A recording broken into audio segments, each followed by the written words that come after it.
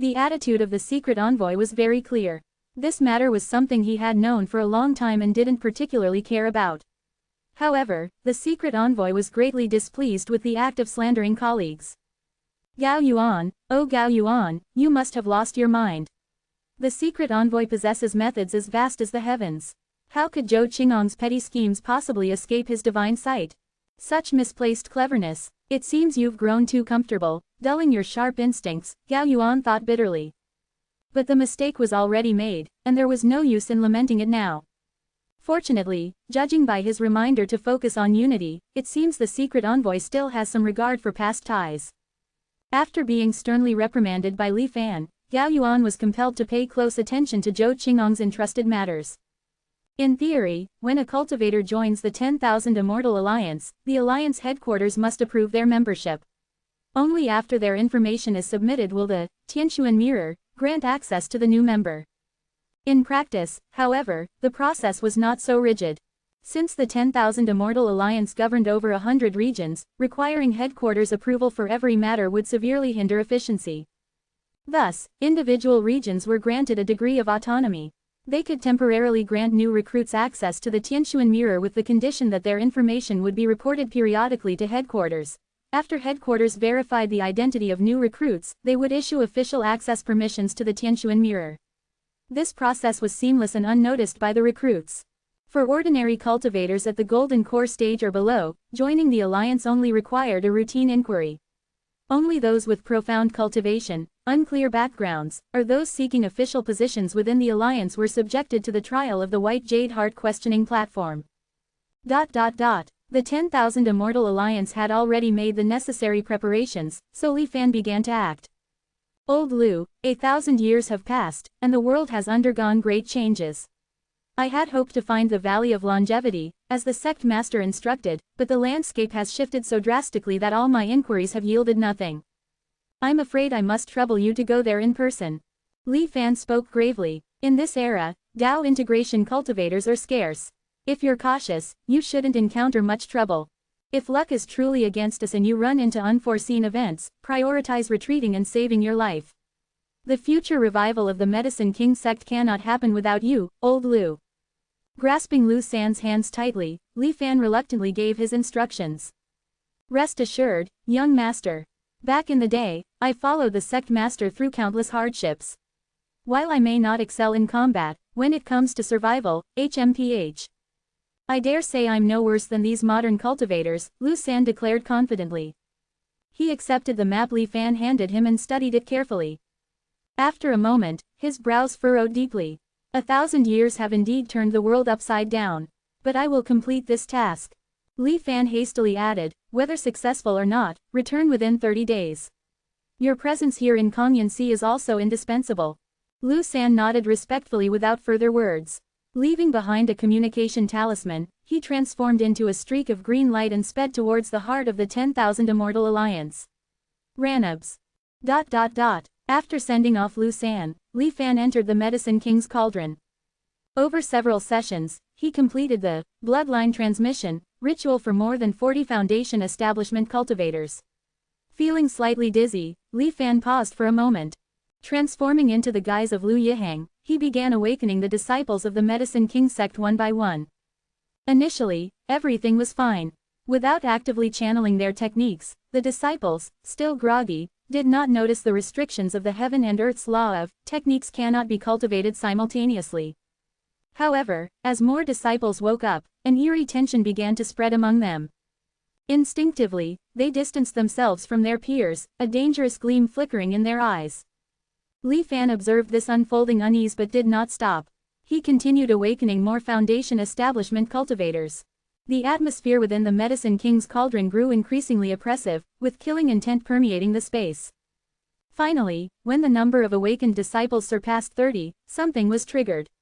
They instantly became aware of the abnormality in their techniques. Their eyes turned blood red, glaring at their fellow disciples as if looking at mortal enemies. Just as they were about to clash in a battle to the death, Li Fan suddenly unleashed his Cave Heaven Law domain, suppressing them all. He added another spell, Binding Insect Technique, rendering them completely immobile. Disciples of the Medicine King sect, heed my command. Li Fan's voice boomed like thunder, temporarily snapping them back to their senses. Immediately cultivate this Tai Sheng primordial scripture and dissolve the techniques of the longevity and lifespan sutra you have practiced. Due to the connection from the bloodline transfer, these foundation establishment cultivators, though reluctant, ultimately complied under Li Fan's relentless urging. Before long, they gradually regained their clarity. Senior Brother Liu, what exactly just happened? The group of disciples was all shocked and horrified. Li Fan succinctly recounted to them what he had earlier explained to Lu San. For a moment, the inside of the Medicine King cauldron was filled with gasps of disbelief, sobs, and panicked murmurs. Li Fan merely observed them coldly. After they began to calm down, he spoke in a deep voice. At present, the Medicine King sect stands at the brink of life and death. Since I have inherited the will of my foster father and assumed the leadership of this sect, I bear responsibility for all of you. The present circumstances are unlike those of the past. The external world is rife with dangers, and our sect's efforts to re-establish itself will be fraught with difficulties. Any misstep could result in utter annihilation. In such perilous times, there is no room for the slightest error. My orders must be followed without question. Anyone who disobeys will face execution without mercy. Li Fan declared sternly, exuding a chilling aura. Having been subjected to Li Fan's bloodline transfusion and now further intimidated, none of them dared harbor dissent. They hurriedly responded in unison, "We will strictly obey Senior Brother's orders." Li Fan narrowed his eyes, his displeasure evident. A quick-witted disciple of the Medicine King sect promptly corrected himself, shouting, "We will strictly obey the sect master's orders." The others quickly followed suit, expressing their loyalty. Li Fan nodded slightly. After subduing these 30 disciples of the Medicine King sect, Li Fan paused his efforts to awaken the others. "Everyone, return to your rooms and change into these clothes. Do not carry anything with you," he instructed, distributing a pile of black robes among them. The disciples complied. Before long, 30 foundation establishment cultivators dressed in black assembled before Li Fan. He led them out of the Medicine King cauldron, awaiting the arrival of his clone, Zhou Qingong. Half a day later, Zhou Qingong arrived silently. "No matter what you encounter, remain calm and silent. Leave everything to this senior, Zhou. Simply follow his instructions," Li Fan said. The disciples of the Medicine King sect all nodded in agreement. Under Zhou Qingang's guidance, the first batch of disciples was taken to Kongyan City, a towering and majestic place that rivaled the grandeur of their former sect. As a result, the disciples were not overly surprised. Meanwhile, the city's inhabitants, seeing Zhou Qingong leading a group of unfamiliar cultivators, were curious but assumed it was official business and paid no further attention. With Zhou Qingong, a key official, leading the way, they passed through without obstruction and arrived smoothly at the administrative hall. Gao Yuan was already there, waiting. "Daoist Gao, I'll leave them in your care," Zhou Qingong said with a polite bow. "No problem at all," Gao Yuan replied, reciprocating the gesture and carefully observing the group of cultivators behind Zhou Qingong. As agreed, they were all foundation establishment cultivators, yet they gave Gao Yuan an unusual impression. "These are..." Gao Yuan's eyes narrowed. After a moment, as if realizing something, his pupils suddenly contracted. "Ancient path cultivators?" he asked, probing Zhou Qingong. Zhou Qingong smiled faintly. "What do you think? Did I not tell you the truth? These individuals were indeed discovered by a friend of mine in a secret realm. Like the envoy, they are genuine ancient path cultivators." "No wonder the secret envoy turned a blind eye to this matter," Gao Yuan remarked with sudden understanding. Feeling reassured, Gao Yuan dismissed his doubts. Indeed, ancient path cultivators differed vastly from modern cultivators in terms of cultivation methods, aura, and even their foundational techniques like Dao foundations and golden cores. Anyone with sharp spiritual senses could immediately notice the distinction. Using ancient cultivators as spies. The Five Elders Association surely wouldn't be so foolish. Moreover, ancient path cultivators had long vanished from the world. Even if the Five Elders Association wanted to recruit some, it would be nearly impossible. With this in mind, Gao Yuan's concerns were completely allayed. Since they weren't spies and merely sought to conceal their identities as ancient path cultivators, the situation was manageable. Gao Yuan took out a talisman, registering each cultivator's identity one by one. Meng Wuxi, converted rogue cultivator, Foundation Establishment Realm. Ji Yu, converted rogue cultivator. Though Congyensi lay at the fringe of the 10,000 Immortal Alliance, it was still a major region, with thousands of new cultivators joining the alliance annually. Adding a few more was entirely inconspicuous. Before long, the 30 disciples of the ancient Medicine King sect had seamlessly integrated into the 10,000 Immortal Alliance. Author's note: while writing this chapter, I noticed a bug in the plot. Li Fan impersonating an ancient cultivator should have been easily exposed since ancient and modern cultivation methods differ significantly. I had to explain this with Li Fan's use of the sky-shrouding hand skill to mask his identity. Thank you for your trouble, Taoist Gao. Zhou Qingong said with a smile, transferring 30,000 contribution points in the process. This was naturally the reward for Gao Yuan. Resolving the matter with just 1,000 contribution points per cultivator wasn't much, but it certainly wasn't insignificant either, especially since it was just a matter of lifting a finger. Both parties understood that this was only the beginning, with much larger matters to come. Gao Yuan accepted the contribution points without hesitation and made a commitment: if there are more ancient cultivators who wish to join the alliance in the future, feel free to come to me. I'll make sure all the procedures are handled flawlessly without the slightest error. To avoid drawing attention, though, it's better to handle this in batches with intervals in between, Gao Yuan added tactfully. Zhou Qingong cupped his hands and said, Taoist Gao, your foresight is commendable. We'll be troubling you often in the days to come. Gao Yuan's heart skipped slightly, and he lowered his voice. Taoist Zhou, give me a hint, how many ancient cultivators are there in this secret realm? Zhou Qingong simply smiled and raised 4 fingers in response before leading the disciples of the Medicine King sect away. 400. This secret realm is quite vast. No wonder Zhou Qingong friend wanted to monopolize it, Gao Yuan thought to himself, slightly startled. With years of experience managing the affairs of Congyensi, Gao Yuan had gained considerable insight. Even so, he couldn't have guessed that the 4 gesture Zhou Qingong made didn't represent 400, it represented 4,000. Instead of taking the 30 Medicine King sect disciples who had obtained 10,000 Immortal Alliance identities into the Tianshuan Mirror's inner space, Zhou Qingong led them to a residence in the central district of Congyen Immortal City. In a chamber within the residence, more than 50 miniature Tianshuan mirrors were neatly arranged. Each of you, familiarize yourselves with the basic functions of the Tianshuan mirror, Zhou Qingong instructed after demonstrating the usage once. Though the Tianshuan mirror was extraordinary, the disciples of the Medicine King sect were well versed in dealing with mystical artifacts. After a brief moment of amazement, they quickly got the hang of it. Each of you starts with 1,000 contribution points as a beginner's benefit. Don't worry, keep an eye on the missions about to be published in the Tianshuan mirror, Zhou Qingong said with a wave of his sleeve. A light screen materialized in the chamber, displaying tasks with odd requirements but generous rewards. Examples included, seeking biographical details of an ancient sect cultivator from thousands of years ago. Requesting clarification on a particular cultivation method. Offering high rewards for ways to woo a specific female cultivator. These are the standard answers. Once the tasks are posted, just copy the answers directly. Each of you should complete no more than 2 tasks. Don't compete, and avoid redundancy, Zhou Qingong instructed, summoning another light screen that showed the corresponding answers. The disciples of the Medicine King sect, quick on the uptake, immediately realized the purpose of the exercise. Excitement gleamed in their eyes as they divided the tasks among themselves. They waited anxiously in front of their Tianshuan mirrors for the tasks to appear. Soon, mechanical voices emanated from the mirrors, signaling the arrival of tasks. Each disciple successfully earned their first reward. Satisfied, Zhou Qingong nodded, then waved his hand, causing a mountain of miscellaneous items to appear in the chamber.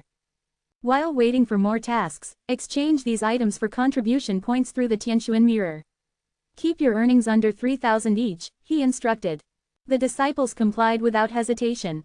Once this task was complete, Zhou Qingong directed them to open a section of the Tianshuan mirror called Law Proliferates Across the World. The section was bustling, with constant updates. Place your bets. Where will the friendly exchange meeting between the 5 Elders Association and the 10,000 Immortal Alliance be held? Haha, I guessed it right. Old fisherman appeared in Taihua Prefecture. Who could have expected him to travel so far? Ultimate wager. How long will the peace between the 5 Elders Association and our alliance last? High rollers, step up. The disciples were momentarily stunned but quickly got the hang of the betting system, following preset results to minimize losses while ensuring a net gain. When each disciple had accumulated a reasonable amount of contribution points, Zhou Qingong stopped them. Now, select cultivation techniques suitable for your golden core stage. Tomorrow, we'll continue. Faced with a dazzling array of techniques, the disciples were entranced. Meanwhile, Zhou Qingong calculated silently. In total, we've spent 400,000 contribution points. Each disciple has earned about 10,000, effectively laundering 300,000 points. Not too bad. Not bad. This secret chamber and the missions and wagers within the Tianquan mirror are all channels for quickly clearing contribution debts. As the saying goes, professional matters should be handled by professionals. It's merely a matter of spending more contribution points, something Li Fan could easily afford. This group of people did not disappoint Li Fan, they were exceptionally professional. The methods of clearing debts were diverse and highly discreet. Take the Tianquan mirror in this secret chamber, for example. Although it appeared to be centralized here, its true components were scattered across various locations of the 10,000 Immortal Alliance. This secret chamber merely provided an interface to extend its functionality. There was no need to worry about raising suspicion due to intensive contribution activities in a single location. The debt clearing process was highly efficient. After 3 days, the first batch of disciples from the Medicine King sect had already accumulated the required contribution points. Elated, they exchanged their points for cultivation techniques. Zhou Qingong then escorted them back to Shenhua Island. Meanwhile, the next batch of Medicine King sect disciples was already prepared to depart. As Zhou Qingong was an official of the Immortal Alliance, he was too conspicuous and risked exposure. Thus, the leader this time was the first lucky person to awaken, Sha Yi. Although Sha Yi appeared slightly nervous, he managed to stay composed. Furthermore, he had already informed Gao Yuan in advance, so there were no issues. Soon, everything proceeded as planned. The second and third batches of ancient Medicine King sect cultivators transitioned smoothly and became members of the 10,000 Immortal Alliance. 1 month later, when Lu San, worn out and defeated, hurried back, what greeted him was the sight of the Medicine King cauldron brimming with newfound vitality as the disciples flourished. Lu San was utterly astonished.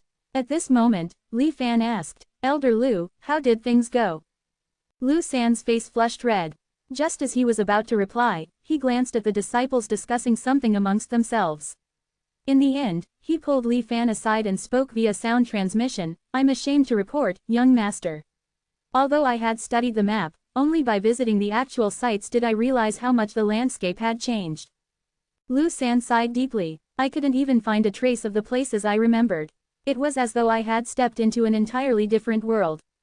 Moreover, the Dao integration cultivators here are far more perceptive than in our time.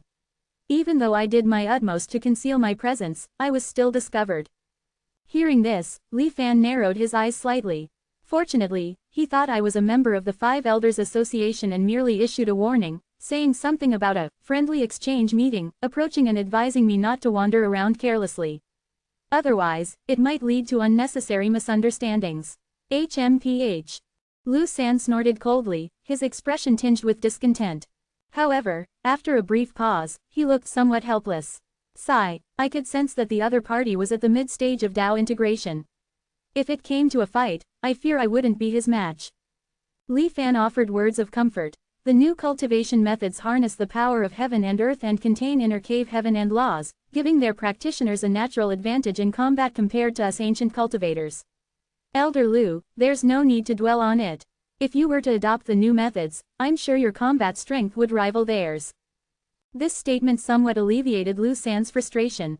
Li Fan continued, "The cultivators required to refine the longevity pill are now assembled, and we're counting on you to oversee the process, Elder Lu. The contribution points used to exchange for the disciples, cultivation techniques were all credited by fellow Taoist Zhou and me. We urgently need to sell a batch of longevity pills to repay the debt." Li Fan explained. Lu San nodded in agreement but soon furrowed his brows. "Currently, I'm the only one in the sect practicing the world-saving longevity and lifespan technique. The longevity essence I can produce is limited, and I fear the quality of the pills won't be very high." After a moment of thought, Lu San frowned and said, "At best, I estimate the pills will be of mid to low quality, capable of extending life by only 200 to 300 years. That's more than sufficient. Elder Lu, please begin," Li Fan said firmly. Chapter 619. The exact location of the Longevity Valley remains unclear for now, but I've already purchased a batch of raw materials for refining longevity pills from the Tianquan mirror, Li Fan said as he waved his hand, causing a storage ring to appear midair. Elder Lu, take a look at the quality. Can it meet the requirements for pill refinement? Li Fan asked. Lu San examined the ring's contents, his expression astonished. The quality is excellent, with most of the spiritual herbs being over 100 years old. Did you select them personally, young master? Li Fan shook his head. They're merely common spiritual plants sold in the Tianquan mirror. Hearing this, Lu San couldn't help but marvel. After the 10,000 Immortal Alliance and the 5 Elders Association unified the cultivation world and consolidated the world's resources, they indeed became incredibly wealthy.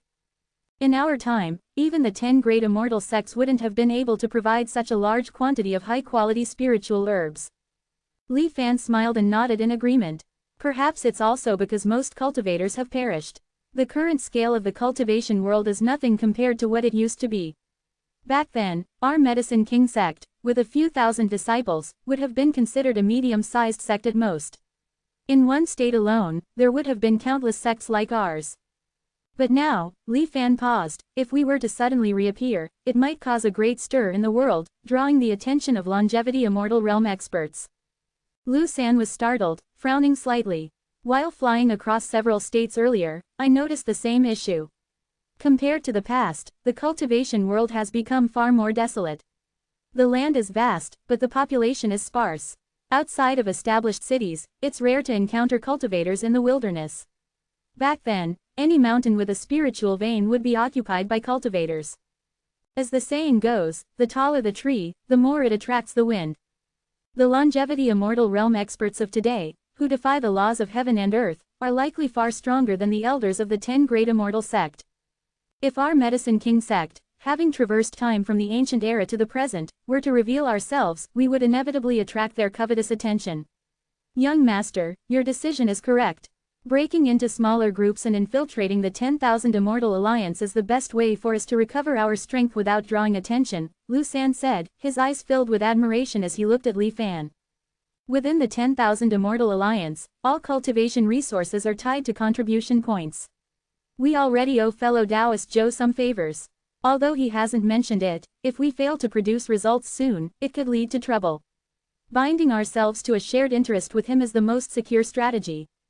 Li Fan explained, trust in people's hearts is fleeting, only shared interests are eternal. To stabilize our position, we must produce longevity pills quickly. Elder Lu, I'll need to trouble you. Lu San's expression turned solemn. Restoring the glory of the Medicine King sect is my unshakable duty. Please rest assured, young master. Leading a group of disciples into the central alchemy chamber of the Medicine King cauldron, Lu San said in a deep voice, young master, please grant me permission to control the true Medicine King cauldron. With a thought, Li Fan temporarily transferred the authority over the chamber. A shadowy image of the Medicine King cauldron materialized in the center of the room. Lu San lightly tapped the void, and the shadow transformed into a solid cauldron with a resounding clang as it landed on the ground. Form ranks. Lu San swept his gaze over the disciples and commanded in a firm voice. 99 carefully selected elite Foundation establishment disciples each controlled their own small Medicine King cauldrons. They arranged themselves in a specific formation around the central True Medicine King cauldron. Azure light radiated from the True Medicine King cauldron, linking with the smaller cauldrons to form a vast formation etched into the ground. The Great Longevity Formation, observing from the side, Li Fan muttered thoughtfully. Lu San activated the Longevity Sutra with all his might, and a stream of pure azure longevity energy flowed from the central cauldron. The energy circulated through the formation, becoming even more vibrant before returning to the main cauldron. Once the cauldron was half filled with this green energy, Lu San began adding the medicinal ingredients required for pill refinement. Poof! The spiritual herbs were placed into the cauldron, and the longevity green energy seemed to boil, surging violently without pause. In an instant, the spiritual herbs melted and disappeared within the cauldron. The vapor they produced condensed into a transparent barrier at the top of the cauldron, preventing the longevity green force from spilling out. Lu San's expression was grave as he carefully controlled the timing of adding the medicinal ingredients based on the state within the cauldron. The 99 disciples around him, while assisting with the operation of the auxiliary small medicine king cauldron, seized this rare opportunity to observe Lu San's alchemy process without blinking. Time passed, second by second. As more and more medicinal ingredients were added, the longevity green energy became increasingly viscous, almost turning into a tangible substance. At the most critical moment, Lu San shouted, "Condense!" With that, he pointed toward the center of the cauldron from midair. In an instant, the cauldron blurred and then shrank sharply toward the center. During this moment of compression, the longevity green energy, already thick to the extreme, underwent a qualitative transformation, changing from a liquid to a solid state. The phantom of the Medicine King True Cauldron disappeared, leaving only a cyan pill suspended and rotating midair, exuding a rich vitality. A strong medicinal fragrance spread from the pill. All the cultivators present, including Lu San, subconsciously showed a trace of greed in their eyes upon smelling the aroma. However, Lu San, being a Dao integration cultivator, quickly snapped out of the abnormal state. His expression shifted slightly, and he suddenly shouted, "Not good." He lunged forward, forming a giant hand that enveloped the freshly refined longevity pill. Just as the others were puzzled, a loud explosion erupted from Lu San's palm. Lu San's body trembled slightly. Although he quickly composed himself and withdrew his hand, a trace of awkwardness was evident on his face. Did the alchemy fail? Li Fan and the disciples of the Medicine King sect looked at Lu San with strange expressions. Lu San cleared his throat softly and explained, "I forgot about the drastic changes in the world and still used the old method of alchemy, so. But it's not a big issue. It only requires some minor adjustments. Next time it will definitely work," Lu San declared confidently. Li Fan nodded without saying much. Thus, Lu San once again summoned a phantom of the Medicine King Cauldron and restarted the refinement of the longevity pill. This time, while there was no explosion, the resulting product. Li Fan glanced at the half-green, half-purple pill in his hand, his face twitching slightly. Lu San's expression faltered as he roared in anger, again. The elder's fury made the disciples tremble with fear, leaving them no choice but to continue assisting. Finally, on the third attempt, they successfully refined a proper longevity pill. At this point, Lu San let out a slight sigh of relief. It must be noted that in Lingu Chang's memory, this Lu San was a highly skilled master of pill alchemy. Even for such an expert, it took him 3 attempts to adapt to the changes in pill refinement brought about by the differences between ancient and modern times. Li Fan observed everything quietly, deep in thought. "I'll first take this longevity pill to Taoist Joe to see how much it can sell for. Old Lu, please continue working hard and refine all the raw materials in the storage ring into pills as quickly as possible," Li Fan instructed Lu San. "Rest assured, young master." Lu San nodded in agreement. After allowing his disciples to rest briefly, he resumed the pill refinement process. Li Fan then left the Xuanwang cauldron, tossing the freshly refined longevity pill in his hand as he walked. It's inconvenient to act under the identity of Heavenly Mechanism sect cultivator Li Fan. After some contemplation, Li Fan transformed into his original appearance and headed toward Kongyan City. When purchasing the Heavenly Spirit Flower earlier, Li Fan had used his original appearance to join the 10,000 Immortals Alliance through Huang Ranchi, the guardian of Chongwu Island, creating a brand new alias for himself. Now, he activated the Sky Shrouding Hand secret technique, entered the Tianquan mirror, and took out the longevity pill. First, he used the mirror's free appraisal function. Longevity pill, low grade, can extend life by 186 years. Li Fan's eyelid twitched slightly. It seemed that even though Lu San had adapted to the differences between ancient and modern techniques, the quality of this first refined pill left much to be desired. At the very least, it fell short of his promised medium-grade pill that could extend life by 300 years. After checking the recent market prices for life-extending treasures, Li Fan listed the longevity pill for 50,000 contribution points, a 30% markup. The result? It was sold almost instantly. Li Fan was momentarily stunned but quickly understood why. Life-extending treasures lose their effectiveness after consumption. Before this, the 10,000 Immortals Alliance had never seen a longevity pill on the market.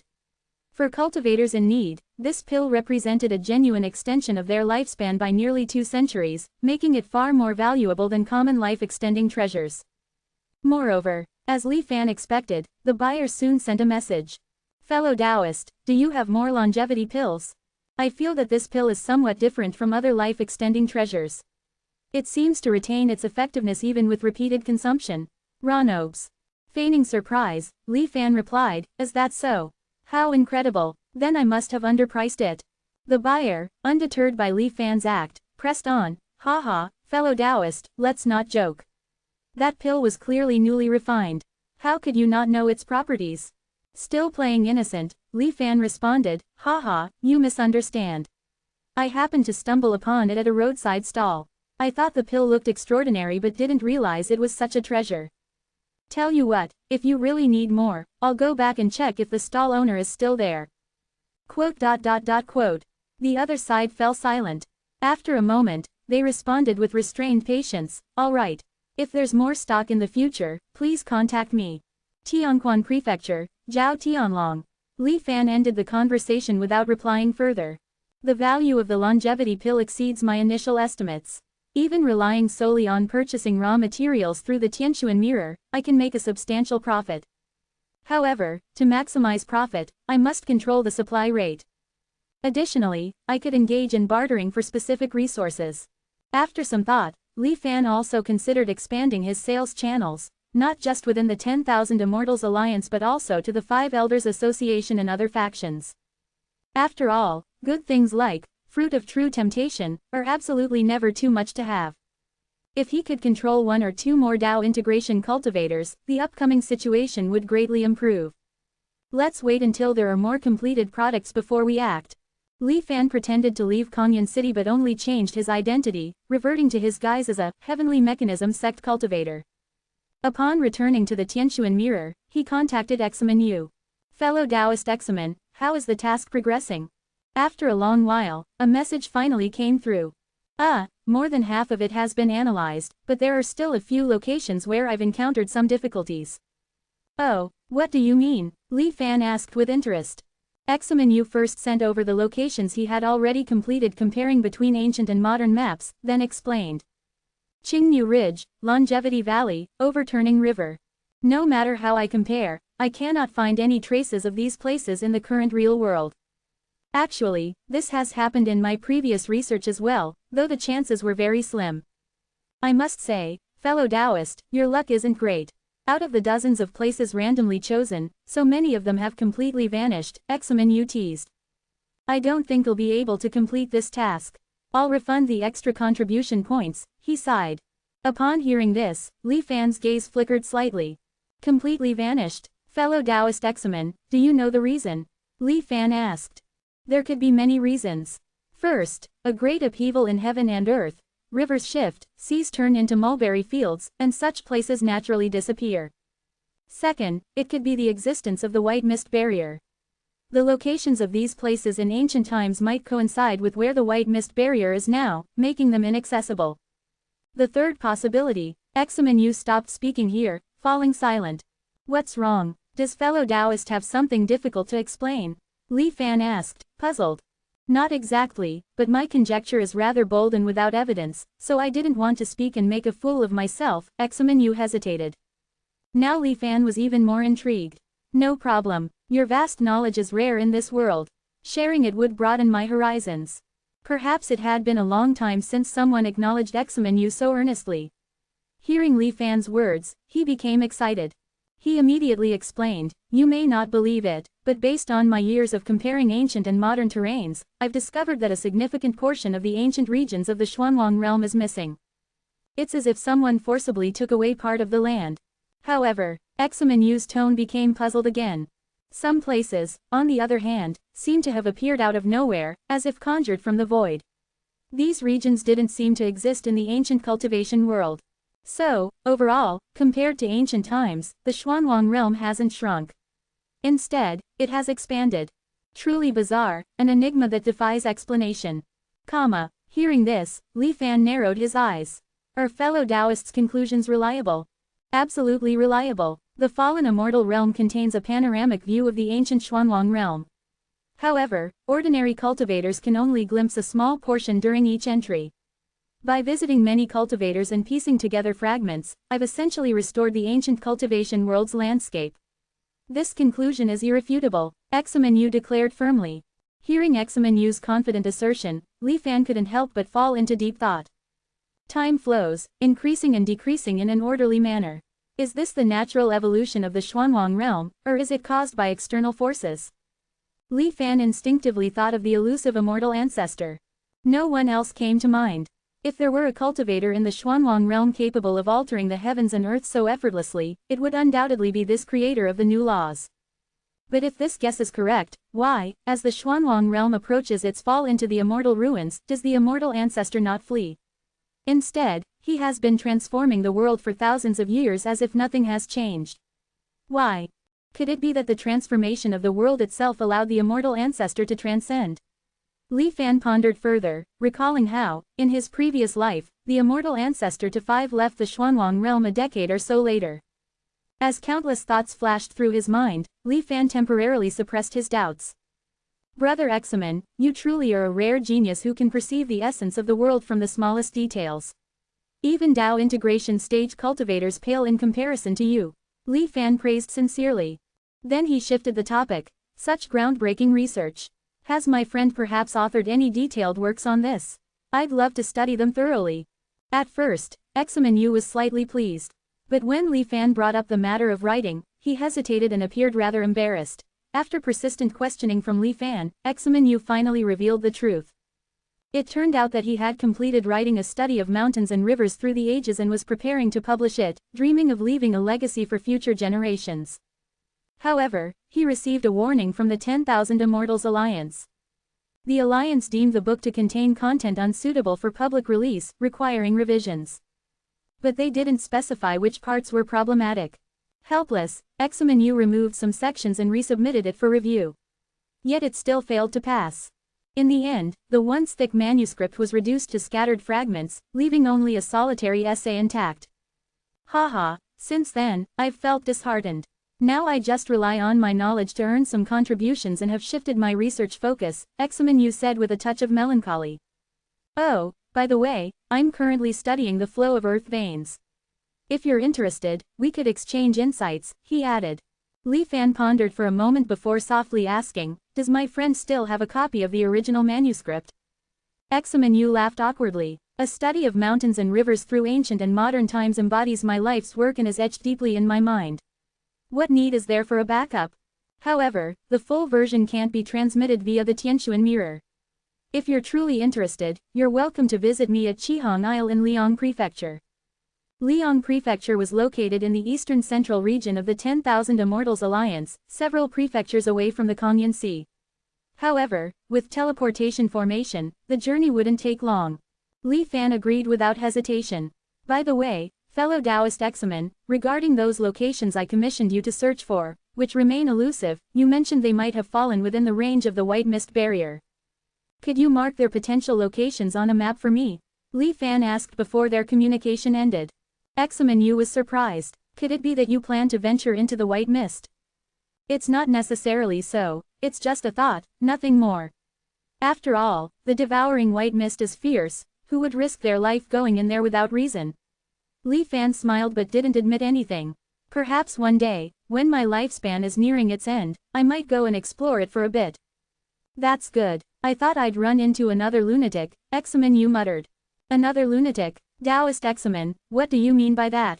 Li Fan grew curious and quickly asked. Ah, nothing special. When we were surveying the terrain earlier, I witnessed a deranged cultivator repeatedly rushing in and out of the white mist barrier. At first, he looked like a young man. Later, he became old and decrepit. I don't even know if he's still alive now. I tried to persuade him, but he wouldn't listen. He just kept babbling about some great secret hidden in the white mist barrier. Isn't that nonsense? You need to stay alive to study it first, Examen Yu sneered with disdain. As he spoke, he passed along a map marked with several points. I'll try to figure out the remaining ones over the next few days. If I can't crack them, I won't bother contacting you again. With that, the other end went silent. Li Fan carefully examined the map. He noticed the markers were scattered across the territory of the 10,000 Immortals Alliance. Interestingly, when he deliberately chose these locations earlier, he had focused on regions concentrated within one or two neighboring provinces based on Lingu Chang's memories. This confirmed that Examen Yu's research was credible. Indeed, the Xuanwang realm had been torn apart and reshaped. Staring at the map, Li Fan remained silent for a long time. After a while, he thoroughly erased the map's data. For now, I should focus on purchasing the materials for refining longevity pills through the Tianquan mirror. Once I've gathered enough, I'll have Lu San use the Samantabhadra true boat to venture into the depths of the white mist barrier and see if we can uncover anything. If that fails, I can consider planting them in the wood attribute domain of my 5 elements cave heaven. Currently, Li Fan's 5 elements cave heaven was still in its embryonic stage. In terms of size, scale, and spiritual energy concentration, it couldn't yet compare to the one that previously sparked a war between the 10,000 Immortals Alliance and the 5 Elders Association. Fortunately, its essence was no different, and its potential was limitless. Planting spiritual herbs will also aid in refining the laws within the wood attribute domain. But, specialization is key. Li Fan suddenly thought of Chen Ying, the nascent soul cultivator from the medicinal hall of Kongyansi. Since being conscripted into the 5 elements cave heaven, Chen Ying had vanished without a trace. However, unlike in his past life, thanks to Li Fan's warning, Chen Ying had not fallen yet. He just couldn't be contacted. He should still be in the 5 elements cave heaven, though I have no idea what he's been up to. Li Fan recalled that in his previous life, just a few years later, in year 38, the 5 elements cave heaven collapsed into oblivion due to the extraction of vast resources, leading to an imbalance in its elements. I wonder if the 10,000 Immortals Alliance will repeat the same mistake in this lifetime. Li Fan was still unsure why the Alliance was so aggressively exploiting the resources of the 5 elements cave heaven. Yet, judging by Chen Ying's continued absence, it seemed their operations there hadn't ceased. After pondering for a moment, Li Fan shook his head and dismissed the thought. Just as he was about to return to Shenhua Island, a notification from the Tianquan mirror arrived. The former island lord of 10,000 Immortals Island, Immortal Lord Hongxi, a soul transformation cultivator who had been conscripted into the Alliance's headquarters for years, had finally returned. He ordered Li Fan, the secret envoy, to report to him immediately.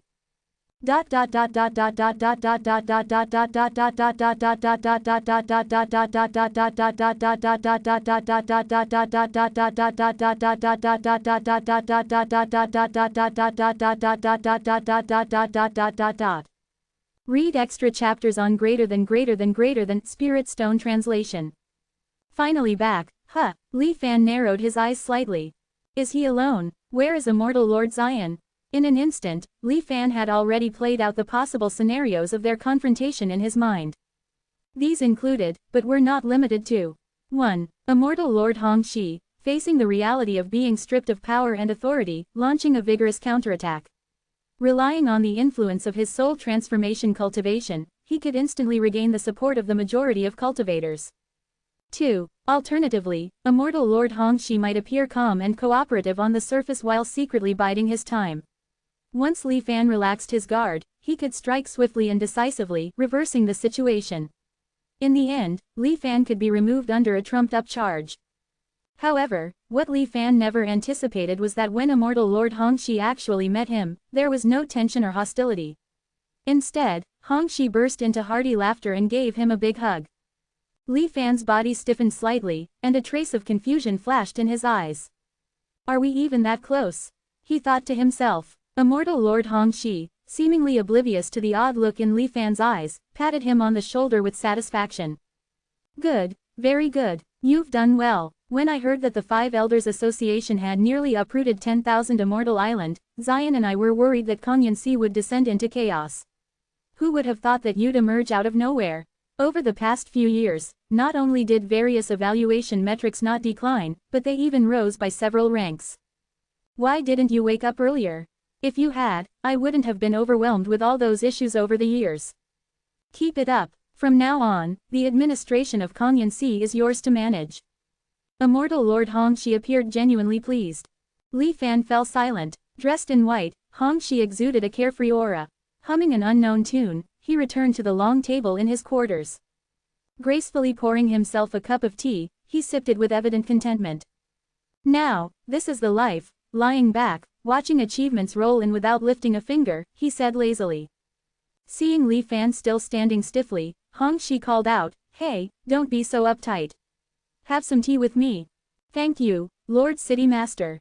Li Fan didn't refuse. He stepped forward and took a seat.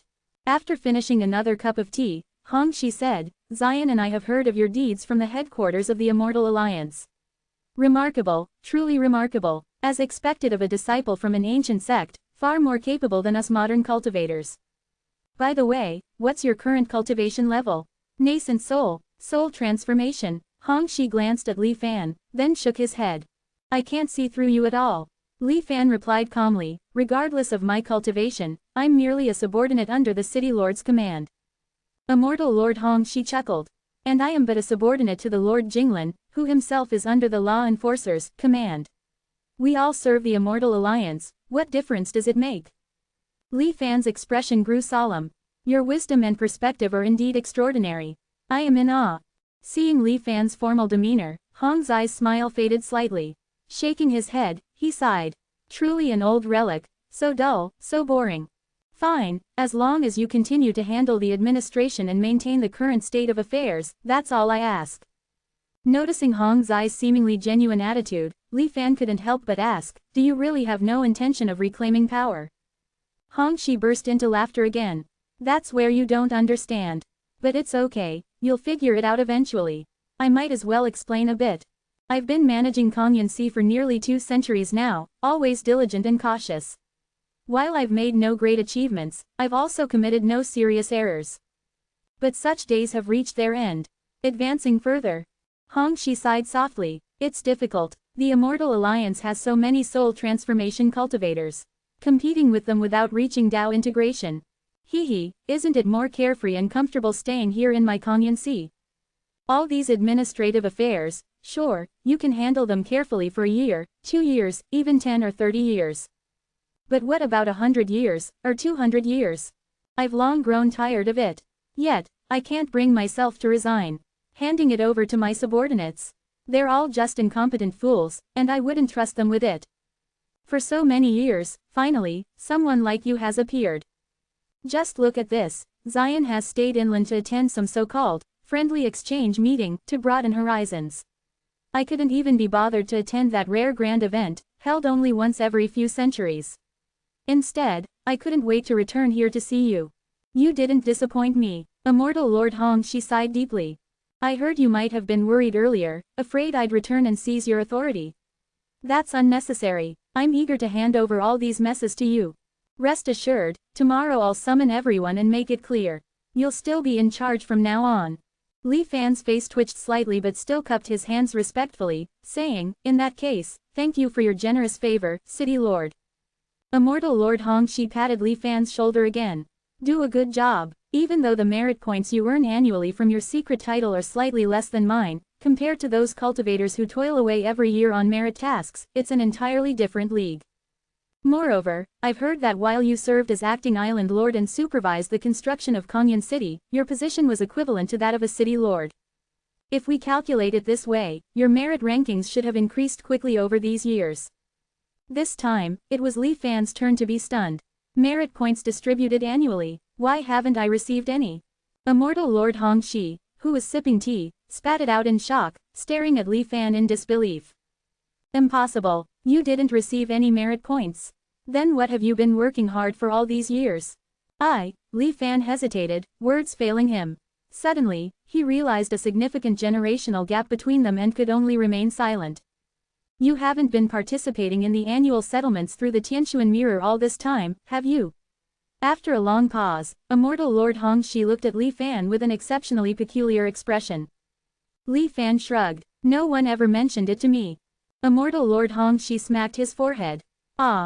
With a weary tone, he said, you'd better go check it out quickly. Maybe you'll find a surprise. Li Fan nodded, saluted, and left in a hurry. Watching Li Fan's figure gradually fade away, Immortal Lord Hong Shi shook his head. Sigh, as expected of the 10,000 Immortal Alliance.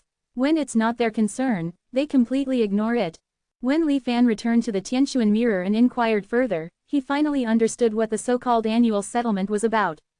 It turned out that the primary administrators of each province not only received an annual contribution as their salary. They were also awarded performance rewards based on their province's overall ranking within the 10,000 Immortal Alliance. This was settled annually, and in addition to contribution points, a large amount of merit was distributed. Chapter 624.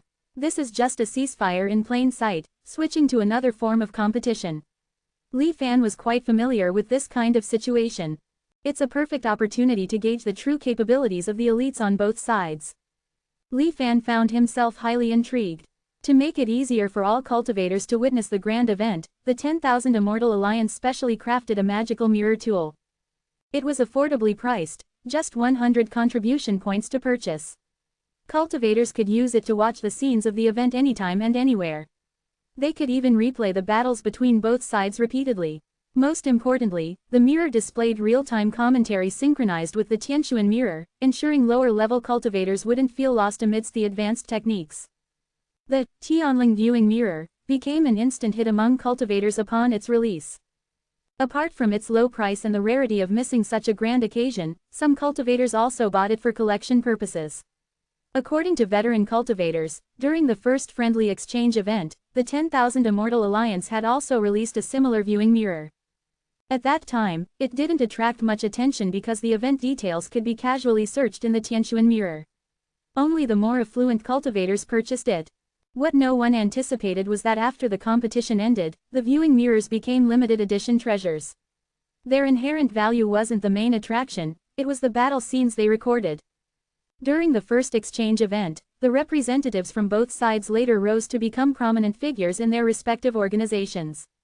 Almost all of them achieved the Dao integration realm. For lower-level cultivators, repeatedly analyzing the discussions and battles of these elites proved extremely beneficial. Some even presented these mirrors, which recorded the victories of key elites, as gifts to the individuals themselves, winning their favor. Over time, with the deaths of many cultivators, the remaining viewing mirrors became increasingly scarce. Today, they were so rare they could hardly be found. With such precedent, it was no surprise that this round of Tianling viewing mirrors sold out rapidly. For just 100 contribution points, Li Fan naturally bought one. Upon receiving it, Li Fan found the workmanship of the mirror rather crude. It was incomparable to the Tianshuan mirror and even far inferior to ordinary copper mirrors used by mortals. It was essentially a piece of polished stone. Could this have been outsourced production again? Selling for 100 contribution points, who knows how much the cost was? Although the unit price is low, considering how many cultivators are in the 10,000 Immortal Alliance. I wonder who's profiting from this. Li Fan muttered to himself as he put the mirror away. While the cultivators on the island were enthusiastically discussing the exchange event, he quietly returned to his private island. Over the past few days, Lu San and the others worked tirelessly, exhausting all the raw materials they had prepared beforehand. They successfully refined 28 longevity pills, with their quality fluctuating between 200 years of extended lifespan. When Lu San handed over the pills, his face was full of guilt. I've disappointed you, young master. Perhaps due to the limits of practicing multiple arts, the essence of my longevity green energy fell far short of expectations. Even after being purified with 99 small medicinal cauldrons, the result is still this. To produce pills of such quality. If the old sect master were alive, he would have surely mocked me endlessly, Lu San said sadly. Li Fan consoled him. Elder Lu, there's no need to blame yourself. The changes in heaven and earth cannot be resisted without attaining longevity. Besides, I've already checked the market. These longevity pills will suffice for now. Releasing excessively high-quality pills all at once might even have adverse effects. As he spoke, Li Fan handed over a storage ring. I've also uncovered some clues about the whereabouts of Longevity Valley. It might be located at one of the locations marked on the map. Although they're all within the white mist barrier, the ring contains a magical vessel called the Samantabhadra True Boat. With it, you should be able to negate the effects of the mist's energy-draining properties. Upon hearing this, Lu San's face lit up with joy. The environment within Longevity Valley is exceptional and distinct from the outside world. If we can refine pills there, their quality might improve significantly. Li Fan nodded slightly. In that case, I will leave this matter to you, Elder Lu. Currently, the outside world is holding some kind of friendly exchange event, and the eyes of the world will all be drawn to it. This is the perfect opportunity. I'll trouble you to make the journey. Once again, your own safety must be the top priority. The revival of our Medicine King sect depends on you. Faced with Li Fan's sincere reminder, Lu San was deeply moved. I will not fail the young master's trust. After speaking, he familiarized himself with the Samantabhadra true boat and then transformed into a streak of light, heading towards the marked location on the map.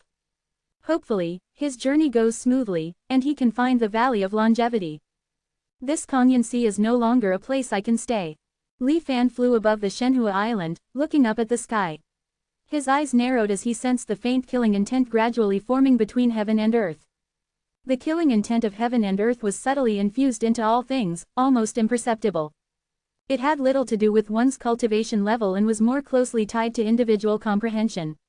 Li Fan, possessing the formless killing intent, could leverage the will of heaven, making him acutely sensitive to such phenomena. The killing intent in this life is so overwhelming.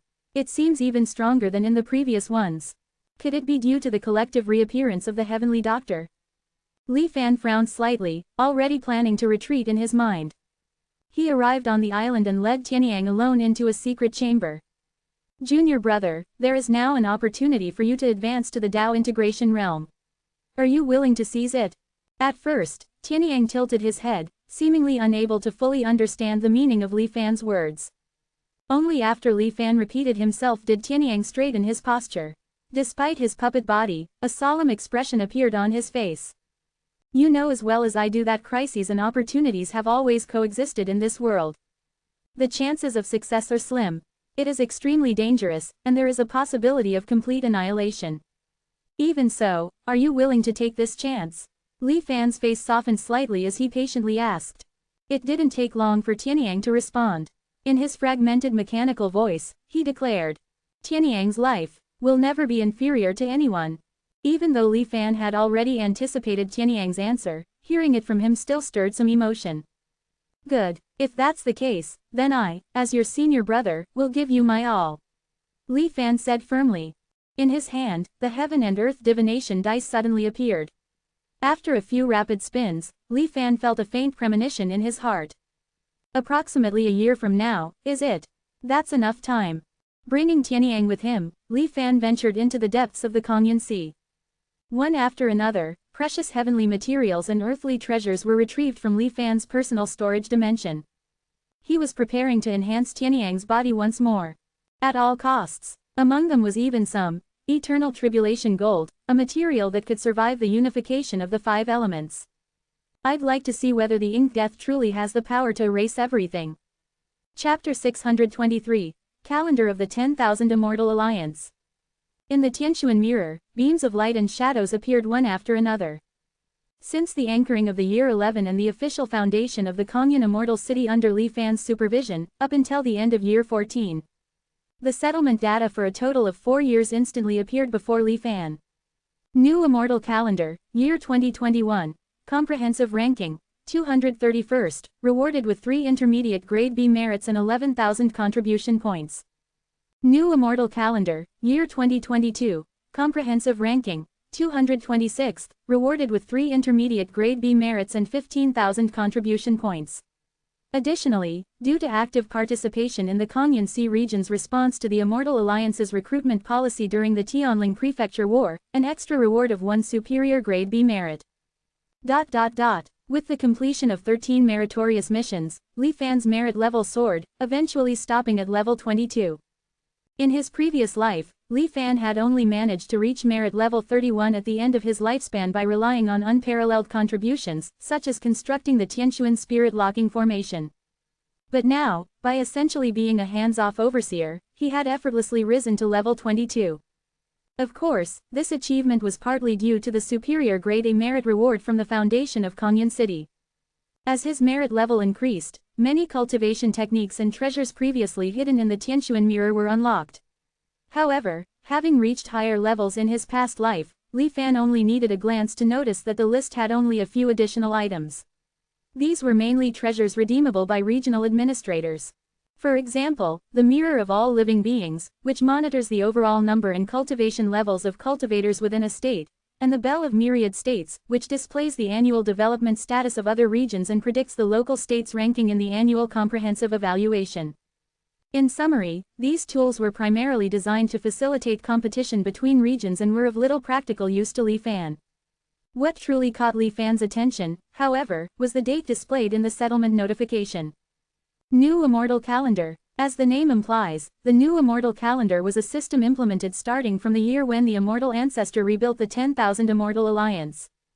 Previously, all time references in various ancient texts that Li Fan consulted were deliberately vague, using terms like ancient, distant ancient, primordial, or broad time spans such as thousands or hundreds of years ago.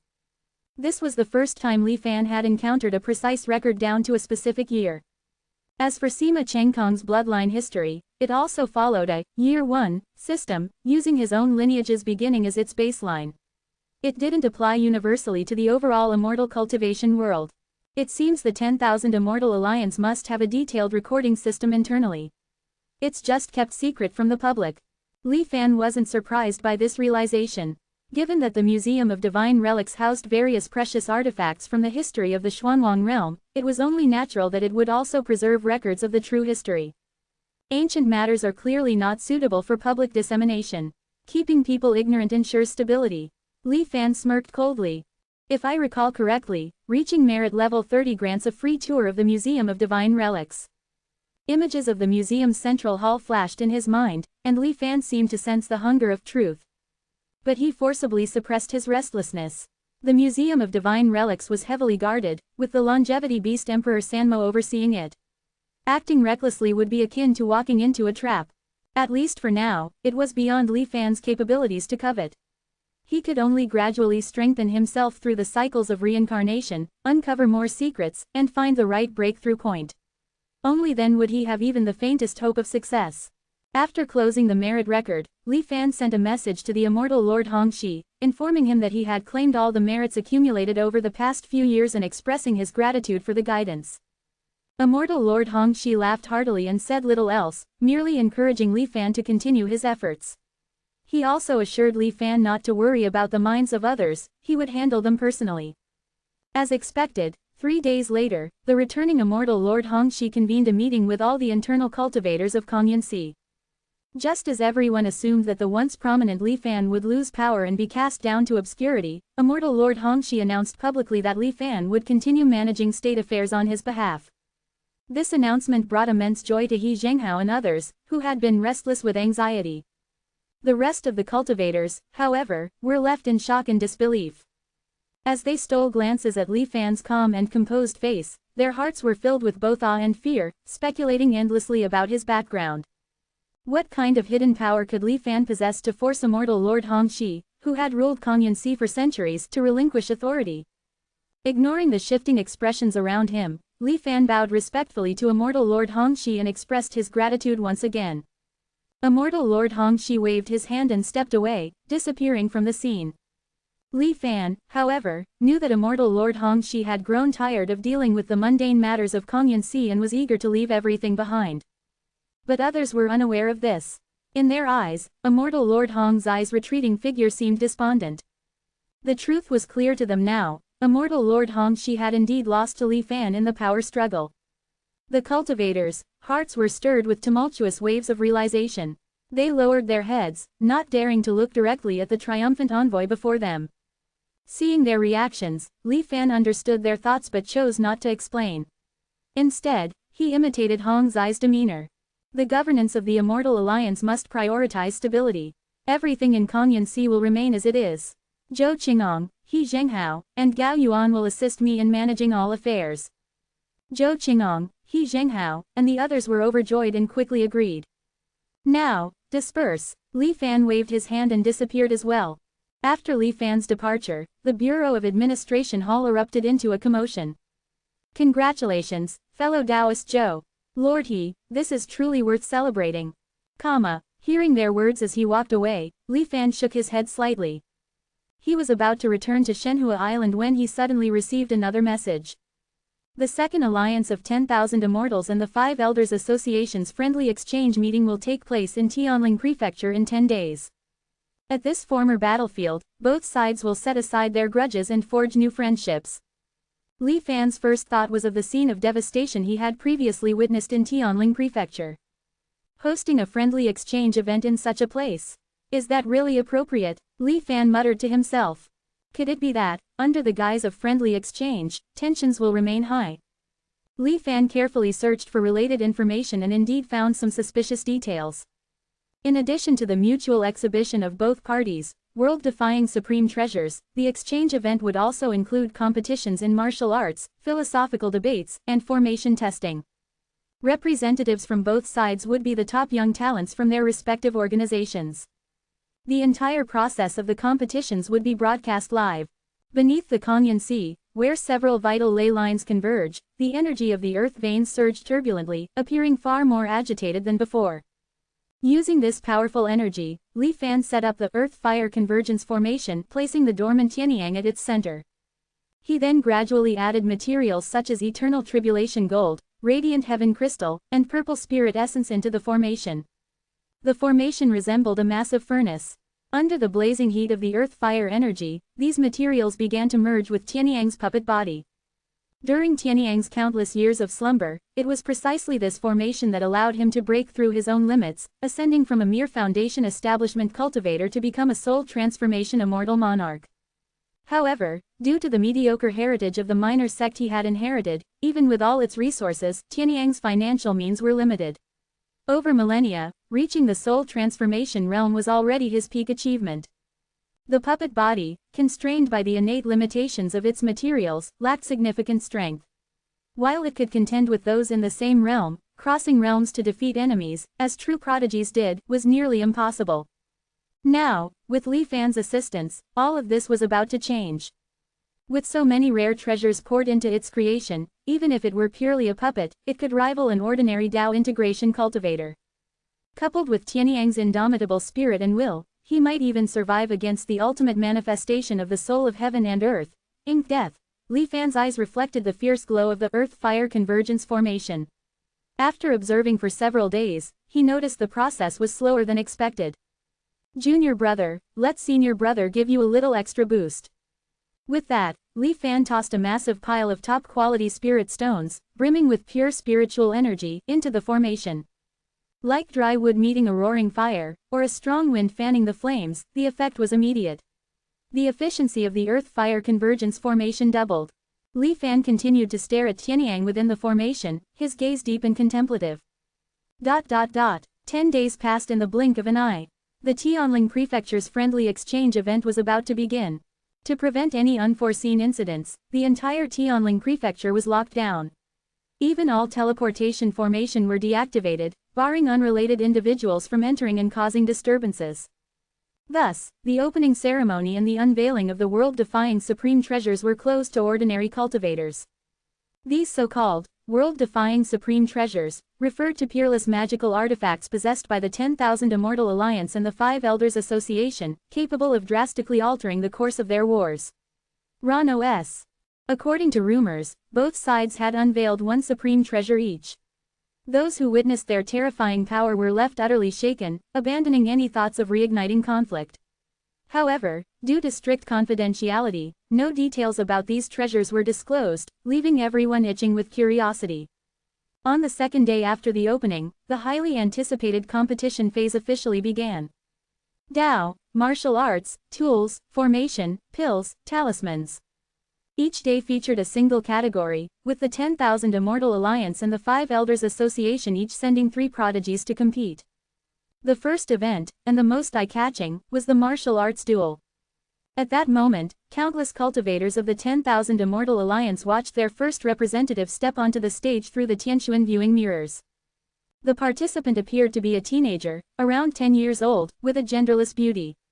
Dressed in white with a red ribbon tied around their head, they looked strikingly handsome. The name, Di Luwu, appeared alongside them in the viewing mirror. A buzz of astonishment swept through the crowd. On the Five Elders Association's side, their representatives looked grim. What's the meaning of this? Sending a mere child to such an important event? Are they mocking us, as if the Five Elders Association lacks capable individuals? All the cultivators present had extraordinary cultivation levels, and they could naturally see that the boy named Di Luwu had not maintained a childlike appearance after reaching adulthood. Instead, he genuinely appeared to be less than 10 years old. No matter how much of a genius one might be, how strong could someone become in such a short lifespan? The expressions of the cultivators from the Five Elders Association were extremely grim. At that moment, A young swordsman in green robes stepped forward, his face filled with indignation and a hint of murderous intent. Guji, do not underestimate him. A middle-aged woman from the Five Elders Association, who appeared no different from a simple village farmer, suddenly shouted. Her identity seemed particularly special. The green-robed youth, named Shu Guji, nodded solemnly in acknowledgement before gracefully stepping forward to face Di Luwu. Please enlighten me. Shu Guji narrowed his eyes, his sword pointing directly at Di Luwu. The battle was on the verge of breaking out, and the cultivators of the 10,000 Immortals Alliance noticed the information about the two contestants. Both were at the peak of the soul transformation stage. Di Luwu was 9 years old, while Shu Guji was 56. The cultivators across the world who witnessed this scene were utterly shocked. A 9-year-old at the soul transformation peak. Am I seeing this right? Even if you started cultivating in the womb, it shouldn't be possible to progress this quickly.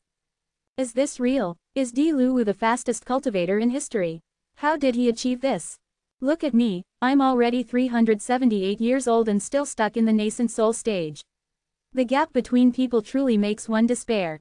Hey, you're at least at the nascent soul stage.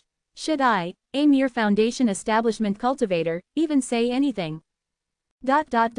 Before the duel even began, it had already ignited worldwide debate. Cultivators speculated wildly about Di Luwu's background. Even Li Fan's eyes flickered with amazement and surprise.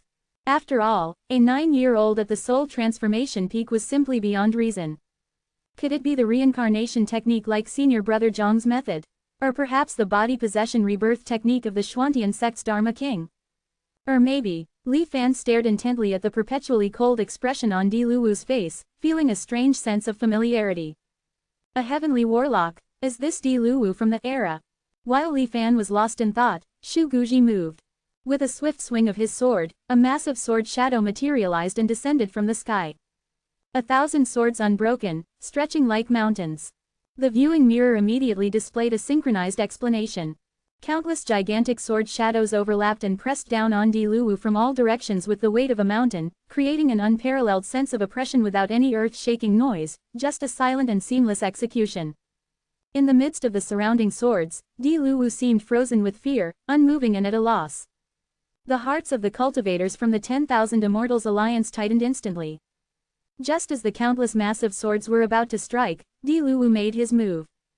A silver dragon, like a sudden thunderbolt, lit up the heavens and earth. It swiftly pierced through the encircling swords. Before anyone could react, it had already penetrated Shu Guji's chest.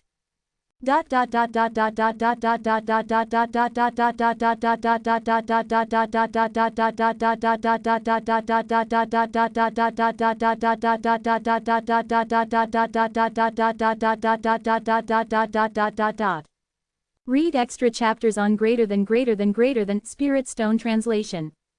The attack by Di Luwu was unbelievably swift. It wasn't until the silver dragon revealed its true form, a silver spear, that the scene became clear. The explanation slowly appeared in the viewing mirror. The spear strikes like a dragon, breaking through all. After piercing through Shu Guji's body, the silver spear swiftly turned back, shattering the countless sword shadows in its path. Then, it leisurely returned to Di Luwu's hand. At this point, the giant mountain swords Shu Guji had swung still hadn't managed to touch Di Luwu's body. In the dazzling silver brilliance, they vanished into nothingness. Shu Guji coughed up a mouthful of fresh blood and stared in disbelief at the child before him, who showed no emotional fluctuations whatsoever. The reversal of the battle took place in an instant. In truth, most of the spectators couldn't even discern what had happened. Only after watching the slow-motion replay in the viewing mirror repeatedly did they begin to grasp the details of the fight. Gasps echoed across the crowd.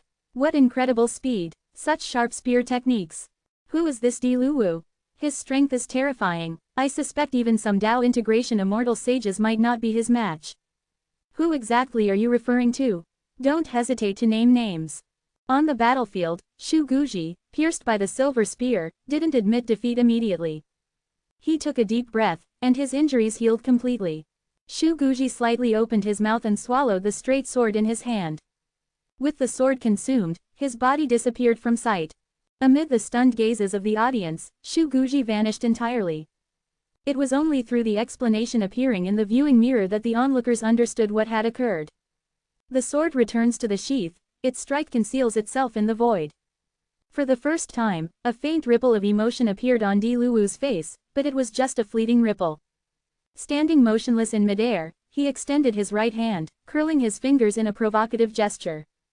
Almost instantly, an invisible sword light emerged above Di Luwu's head. Silent and undetectable, it aimed to sever his head. But as the strike descended, a burst of silver light erupted, intercepting the hidden returning sword and neutralizing the killing blow. Di Luwu scanned the surroundings, but Shu Guji's whereabouts remained elusive. Another wave of invisible sword energy silently approached, impossible to detect. Yet, once again, just before it touched Di Luwu, his silver spear intercepted it. Though the sword is formless, its intent lacks awareness. The martial spear, at the peak of speed, breaks all techniques. The viewing mirror displayed these words again. Li Fan stared at the lines in the mirror for a long time, replaying the scenes of the duel in his mind, coming to some realizations. Shu Guji's hidden returning sword was indeed extraordinary, even Di Luwu couldn't locate it. However, Di Luwu's speed was simply unmatched, far surpassing Shu Guji's by several levels. Moreover, Di Luwu had mastered the method of acting instinctively without conscious thought, enabling him to summon his silver spear at the critical moment to intercept each strike of the hidden returning sword. From this perspective, Shu Guji defeating Di Luwu seemed like an impossible task. But for Di Luwu to triumph over Shu Guji, that, too, seemed highly challenging. Di Luwu, appearing to have had enough of the game, furrowed his brow for the first time. A violent surge of silver radiance erupted from his body, sweeping outward with the intent to annihilate everything in its path. The viewing mirror's display was completely overwhelmed by the blinding silver light. After a brief moment of blindness, the mirror gradually returned to normal. Surely this time, Shu Guji must be dead. When the numerous cultivators were speculating about the outcome, another formless sword light struck toward Di Luwu as if it were a persistent ghost. Shu Guji remained concealed somewhere within the field. Seeing this, Li Fan's eyes lit up.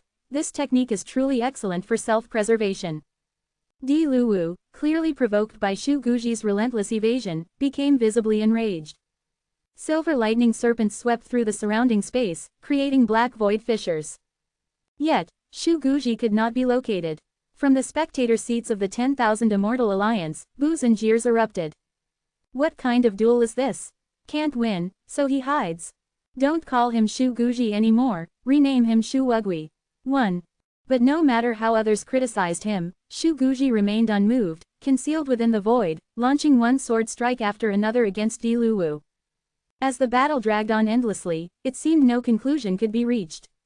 Finally, through mutual agreement, a dramatic result emerged. The first duel of the first day ended in a tie.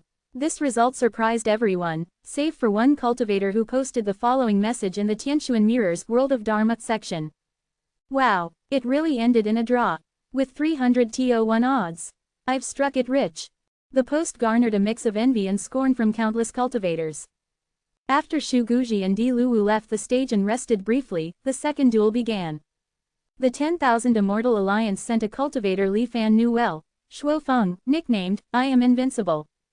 Meanwhile, the Five Elders Association's representative was a limping disabled man. This so-called, limping Taoist, appeared unremarkable but was, in fact, incredibly powerful. Every move he made seemed to carry immense force, distorting space itself and blurring the live broadcast from the viewing mirrors. However, Shuo Feng was no easy opponent. Clad in radiant golden armor, he withstood all of the limping Taoist's attacks. After a prolonged fight, Shuo Feng seized an opportunity and deployed 49 flying swords, ultimately defeating the limping Taoist. Thus, the 10,000 Immortal Alliance won the second duel. Yet, Shuo Feng showed little joy on his face. He clasped his hands toward the limping Taoist in acknowledgement before leaving silently, seemingly dissatisfied with his victory. Shuo Feng's victory lies in the strength of his equipment, not the courage of his martial skill. This post-match commentary even appeared in the viewing mirrors, a rare critique that praised an opponent while downplaying one's own side. Such remarks should not have surfaced but somehow did. Who is Shuo Feng? The treasures he's wearing are incredible. If I had those weapons, I wouldn't be much weaker. You, dream on. He has a powerful mother. What do you have? A powerful mother. Fellow Taoist, please elaborate. Cultivators across the world began discussing Shuo Feng fervently. Soon, everyone knew he was the favored son of the immortal sage Fei Shui. Many speculated that his participation in this duel was due to his mother's influence. Regardless of Shuo Feng's feelings, amidst the heated debates, the third duel commenced. Initially, everyone expected another intense battle, but the outcome was decided in an instant. With a single punch, the representative sent by the 10,000 Immortal Alliance was defeated. The one who delivered the punch? A seemingly ordinary peasant-looking woman from the Five Elders Association. 1. Wugui here means turtle, basically insulting Shu Guji by calling him coward. As the punch landed, the entire 10,000 Immortal Alliance fell into a deafening silence. The woman, however, maintained a remarkably composed demeanor as she slowly retracted her fist. "Let's go back," she said. The representative of the Five Elders Association's martial faction, though visibly shaken, followed behind the peasant woman, gradually disappearing from the viewing mirror's display. It wasn't until Xu Jing, the peak soul transformation cultivator from the 10,000 Immortal Alliance, regained consciousness with a confused expression that the spectators finally snapped out of their shock. Wow, that old lady is insanely powerful. That punch, it felt like even the Tao itself was about to be annihilated. Did anyone see clearly how she struck? Even Li Fan and the rest of the spectators repeatedly played back the scene captured by the viewing mirror. However, despite slowing the footage to its limits, the peasant woman's movements remained indiscernible. All they could see was a blur before the shadow of a fist appeared, and Xu Jing was overwhelmed by the punch's energy, falling unconscious. 3 punches from the peasant woman can bring down the heavens and collapse the earth, someone muttered. Even the commentator seemed stunned by the punch, as a single line slowly appeared on the mirror. 3 punches from the peasant woman. Does that mean there are 2 punches she hasn't unleashed yet? Gasp. If the first punch alone could suppress someone as prodigious as Xu Jing, who could possibly withstand all 3 punches? Shuo Feng definitely can't handle it. What about Di Luwu? Di Luwu's speed is incredible, the peasant woman might not even be able to land a hit on him. I wouldn't be so sure. Amid the heated debates, the first day of the competition finally came to an end. The result was a draw, seemingly setting a harmonious tone for this friendly exchange meeting. However, as the days passed, and the outcomes of the remaining contests, focused on Tao, artifacts, formations, alchemy, and talismans, all unexpectedly ended in ties, the atmosphere gradually took on a peculiar vibe. If the draws on the first and second days could be attributed to coincidence, then 6 consecutive days of evenly matched results suggested something more deliberate. It seemed as though the 10,000 Immortal Alliance and the Five Elders Association had reached some sort of secret agreement, collectively sending a subtle message to all cultivators. A message of peace. From every angle, the 2 sides appeared evenly matched. Reigniting the flames of war would likely lead to mutual destruction. With such stakes, was there any point in further conflict? Enlightened by this realization, cultivators across the land understood that this friendly exchange meeting was merely a grand performance. The outcome was likely predetermined, with each duel meticulously following a script.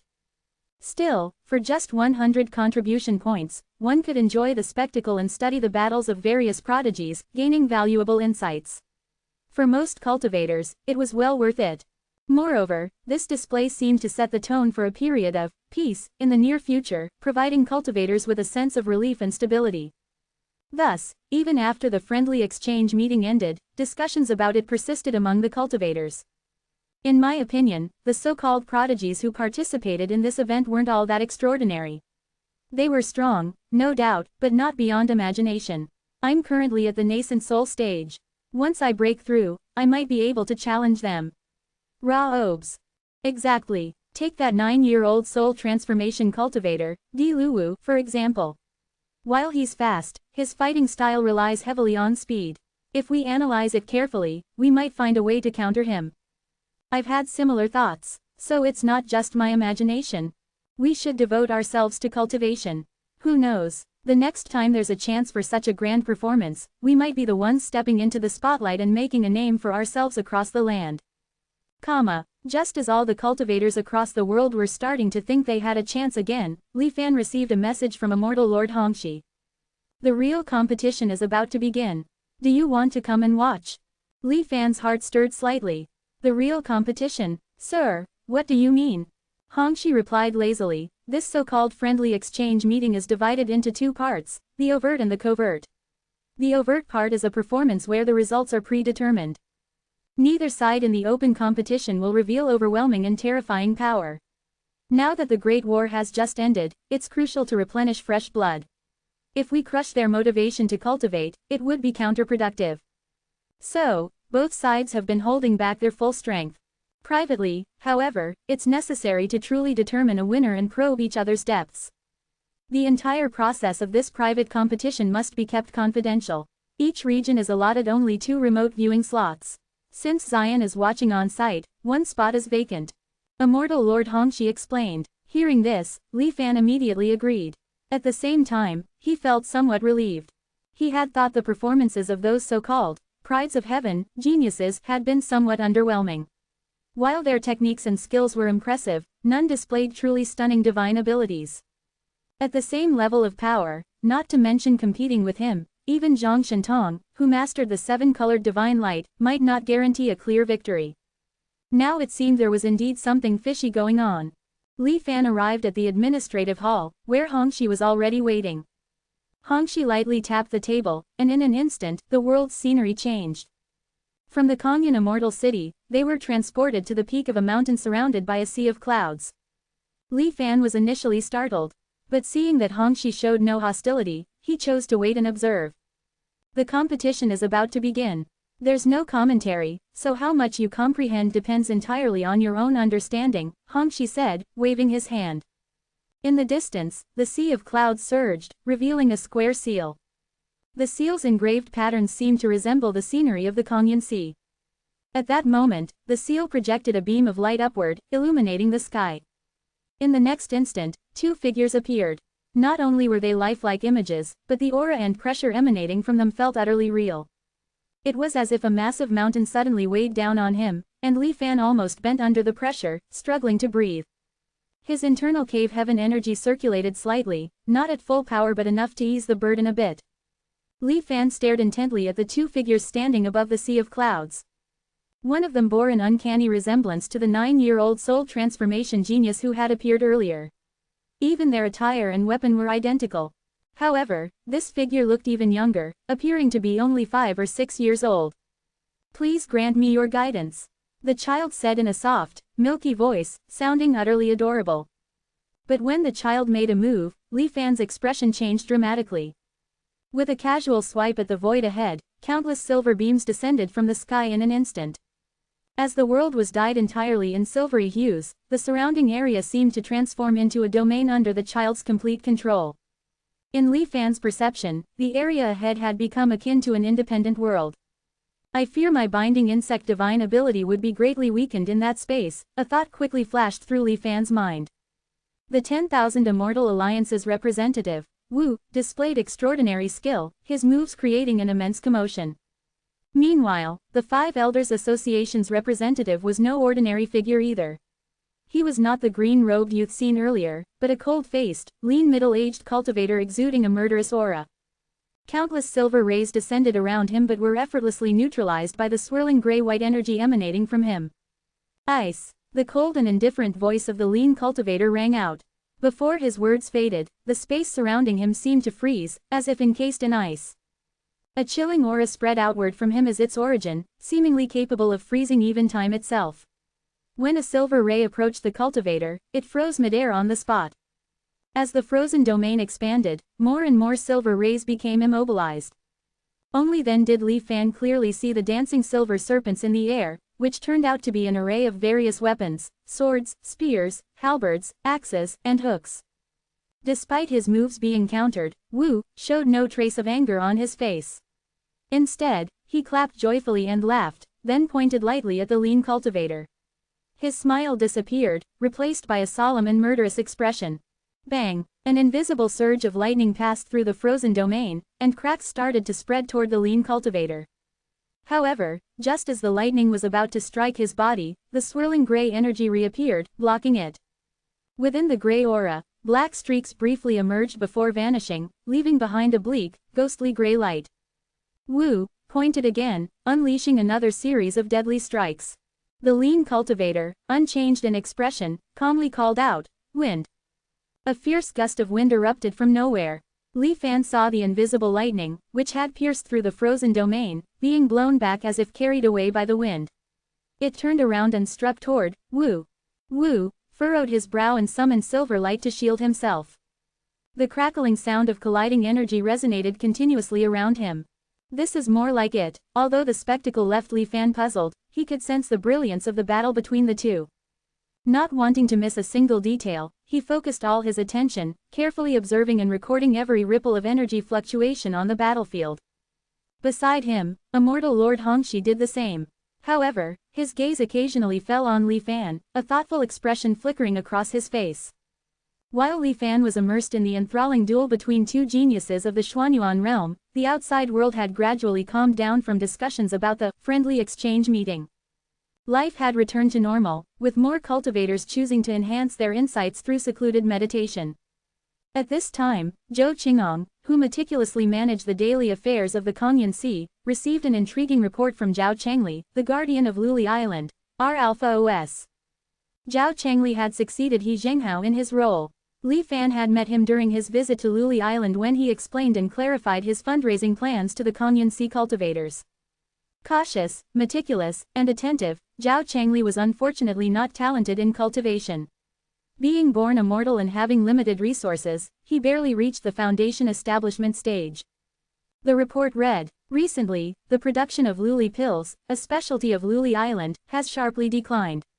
Upon careful investigation, I discovered that the Luli fish near the island have almost disappeared. Their whereabouts remain unknown. Additionally, discussions with the guardians of other islands revealed that this issue is not unique to Luli Island. There may be significant changes occurring within the Kongyan Sea. However, my abilities are limited, and I cannot ascertain the cause. This leaves me deeply anxious.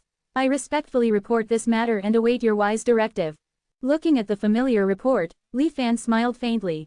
This man is commendable, a rare talent. Although his cultivation aptitude is lacking, his ability to observe subtle signs and deduce the impending disaster in the Kongyan Sea is remarkable. Li Fan subtly glanced up at the sky. So, it's finally about to happen. After staring for a long while, Li Fan finally withdrew his gaze. He did not respond to Zhao Changli's report but chose to leave it unaddressed, continuing to handle other matters instead. A true battle between geniuses would clearly not be decided in a short period of time. Time flew by, and it wasn't until nearly 20 days later that the clandestine contest between the 10,000 Immortal Alliance and the Five Elders Association finally concluded. Above the mountain's peak and sea of clouds, all the scenes vanished without a trace. The energy receded, and the Great Seal was once again concealed beneath layers of white clouds. Li Fan exhaled slowly. This time, he had gained a lot from observing the battle. However, the sudden influx of information was overwhelming, leaving him unable to process it all immediately. He would need some quiet time to reflect and comprehend. "How do you feel?" the immortal Lord Hongxi asked lazily as usual. This humble one is dull-witted and could only barely understand what was happening, Li Fan answered cautiously. Hongxi chuckled but did not refute. "Understanding a little is enough. By the way, when you return, write an essay reflecting on the battle you observed. It should include, but not be limited to, a comparison of the strengths between the core members of our 10,000 Immortal Alliance and the Five Elders Association, potential future developments, and possible breakthroughs. The more detailed, the better," Hongxi suddenly added. Li Fan was startled by his words. Hongxi, however, continued as if it were only natural, "Did you think that watching this remote, true scene reappearance was free of charge? You should know that every moment of activating this feature costs countless contributions. Many people would kill for this opportunity. What's wrong with asking you to write a reflection?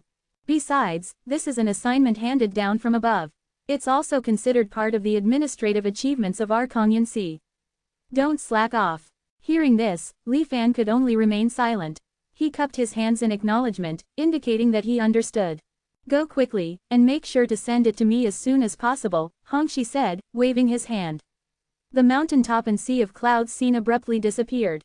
The two returned to the administrative hall. After bidding farewell, Li Fan returned to the Tianquan mirror. Seizing the moment while the memories were still fresh, he activated the awakening state and swallowed a Tao enlightenment pill. Reflecting and comprehending the scenes of the battle between geniuses, his mind immersed itself fully. After some unknown amount of time, when he finally awoke from his epiphany, a sharp gleam shot out from his eyes before quickly retracting. Battling against geniuses, divine abilities and techniques cannot be as invincible as they are against ordinary cultivators. For example, my Kangyun sword and heaven overturning palm are both incredibly powerful. But hitting the swift martial artist or the emaciated cultivator who seemed capable of freezing everything was an arduous task. Only by mastering more divine abilities and merging them seamlessly to act as one with my will can I gain an absolute advantage. In the end, it's still due to insufficient real combat experience. Li Fan pondered for a moment and then opened the long unused, sitting and discussed out section within the Tianquan mirror. Using the Kangyun sword and heaven overturning palm as templates, he virtually created a character. Would you like to spend 10,000 contribution points to conduct a deduction of a divine ability? The first attempt has a 1% success rate. Each subsequent attempt increases the success rate until it reaches 100%. Li Fan stared at the prompt displayed by the Tianquan mirror, his expression unchanging, and selected Confirm. Within the 10,000 Immortal Alliance system, cultivators gradually unlock specific privileges as their merit levels increase. These privileges manifest in various aspects of cultivation life, such as reduced contribution costs for using teleportation formations, or an increased number of items that can be sold to the Tianquan mirror at market standard prices. However, some significant privileges are only available upon reaching specific levels. 1. Level 5 privilege. Once per year, one can request a free long-distance teleportation. 2. Level 10 privilege. While searching the Tianquan mirror for information, one can preview materials and item details that are typically restricted to those a realm higher. 3. Level 15 privilege. Every 10 years, one can randomly contact a cultivator who is one major realm higher through the Tianquan mirror. This contact does not impose any obligations or responsibilities on either party, leaving the relationship to personal ability. 4. Level 20 privilege. The ability to use contribution points for divine ability or combat technique deductions during the sitting and discussing Tao. However, this deduction process has a reputation for being particularly harsh. Not only does it consume a massive amount of contribution points, but success is far from guaranteed.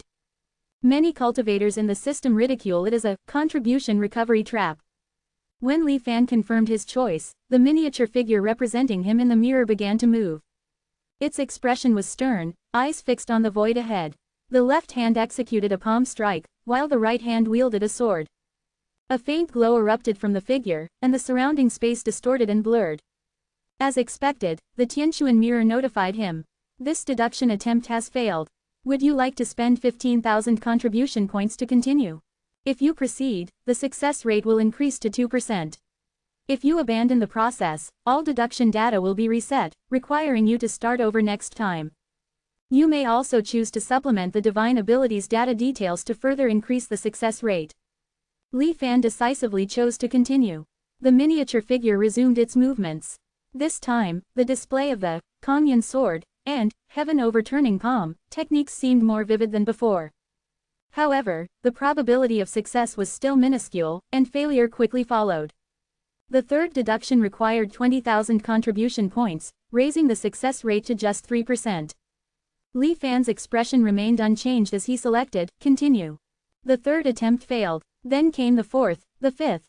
As the miniature figure's performance of the Kangyun sword and heaven overturning palm grew increasingly refined and imbued with a divine essence, Li Fan began to understand the underlying principle of the Tianquan mirror's deduction process. No. In simple terms, the mirror creates a hypothetical divine ability target and assigns it the expected effects and powers of the technique. The mirror then reverses the process, deducing all the necessary conditions for mastering the divine ability and summarizing them as experiences for the cultivator. This process is akin to ancient cultivators observing others' battles, instantly learning, and replicating the divine abilities they saw, what is known as learning through analogy and reaching the same destination by different paths. The more deduction attempts made, the greater the contribution cost. When the cost of each attempt rose to 100,000 points, the success rate had barely increased to 18%. This deduction process really isn't something ordinary people can afford to play with. The Tianquan mirror's deduction capability must be far more efficient than this. This setup is clearly deliberate, designed to maliciously drain contribution points. By now, so much has already been invested, and the sunk cost is too high. Very few people would be willing to give up at this point. It's like being trapped in a quagmire, unable to escape, Li Fan mused to himself. After some thought, he uploaded his insights into the Kanyan sword and the heaven-overturning palm divine abilities to supplement the data. Instantly, the success rate skyrocketed from 18% to 78%, while the deduction cost remained unchanged. It seems that deductions with theoretical support are far superior to fabricating out of thin air, Li Fan thought silently as he initiated another deduction. In the blink of an eye, a 7-colored divine light descended from the heavens, enveloping the miniature version of Li Fan. The small figure seemed to attain enlightenment, displaying an expression of profound realization, as though achieving the Tao in the morning and being willing to die by evening. Letting out a resonant cry, it struck with a single palm. Instantly, the void ahead twisted, and space-time was overturned. Several blue sword lights flashed repeatedly, slicing through the void. At the same time, a golden light appeared before Li Fan's eyes, accompanied by stirring music resonating in his ears. Congratulations! You have successfully comprehended the divine ability, Heaven-Shattering Heart Sword. Divine ability description: unrestricted by form or technique, every punch, palm, blade, or sword carries the power to shatter the heavens.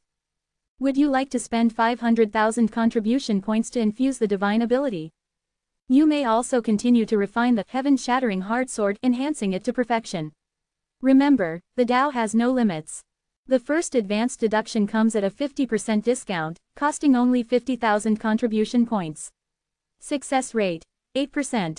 As the series of prompts from the Tianquan mirror echoed in his mind, Li Fan's expression fluctuated, and he finally couldn't hold back his emotions. He had initially believed his contribution points were abundant, enough to last him a lifetime. But now, even with that, the Tianquan mirror still outmaneuvered him. With a "let's give it a try" mindset, Li Fan initiated the advanced deduction. The first discounted attempt cost 50,000 contribution points, with an 8% success rate. Failed. The second attempt consumed 150,000 contribution points, but the success rate increased to 10%. Still failed. Even though Li Fan had accumulated an enormous amount of contribution points, practically windfalls, watching them deplete rapidly left him heartbroken. In this cultivation method deduction, contribution points seem to lose their inherent value, becoming mere fuel to power the process. If the success rate steadily increased with each attempt, Li Fan might have gritted his teeth and pushed through to achieve the advanced version of the divine ability. But the Tianquan mirror's schemes exceeded his expectations. When the success rate reached 50% and another failure occurred, Li Fan discovered that it had stopped increasing. Instead, a new progress bar appeared before him. Specialized directional deduction. When the success rate of divine ability advancement deduction stagnates, failures can contribute to the progress of a directional deduction. Once the progress bar is full, you can specify the enhancement direction of the advanced divine ability. For example, destructive power, mystique, priority, etc. The success rate did not steadily increase, but the contribution cost for each deduction unequivocally escalated. At this rate, refining an advanced version of the Heaven-Shattering Heart Sword would require an astronomical amount of contribution points. Li Fan thought for a moment and eventually decided to give up for the time being. You may choose to consume 100,000 contribution points to save the progress of this advancement and deduction. The next time, you can continue the deduction from the saved checkpoint. You currently have 3 divine ability deduction record slots available. Additional slots can be unlocked by spending contribution points. Li Fan fell silent. In the end, he reluctantly chose to save the progress. Then, he infused the Heaven-Shattering Heart Sword with divine abilities. A brilliant 7-colored radiance suddenly burst from the miniature figure of Li Fan. The figure transitioned from solid to illusory, slowly solidifying. Finally, it transformed into a 7-colored prism that floated gently before Li Fan. Li Fan reached out and grasped it. In an instant, the prism seemed to dissolve, shrinking smaller and smaller. At the same time, countless images and insights surged into Li Fan's mind. It was the perfect fusion of the Kanyan Sea Sword and the heaven-overturning palm, forming a brand new divine ability. The effect of the divine infusion was even better than achieving an epiphany on his own. When the prism in his hand completely disappeared, Li Fan had fully mastered the Heaven-Shattering Heart Sword. Congratulations! You have successfully acquired a new divine ability. Would you like to apply the new divine ability to your character template? Of course, Li Fan confirmed his choice. Moments later, a brand new miniature figure of Li Fan appeared before him. Its expression was calm, and its aura was noticeably stronger than that of the previous figure. Using this new character, Li Fan initiated challenges against other cultivators. Within moments, amidst the shifting heavens and earth and the flashing sword light, his opponent was already defeated. You have accumulated a battle experience entry. Would you like to extract and infuse it? The mechanical voice of the Tianquan mirror rang out once more.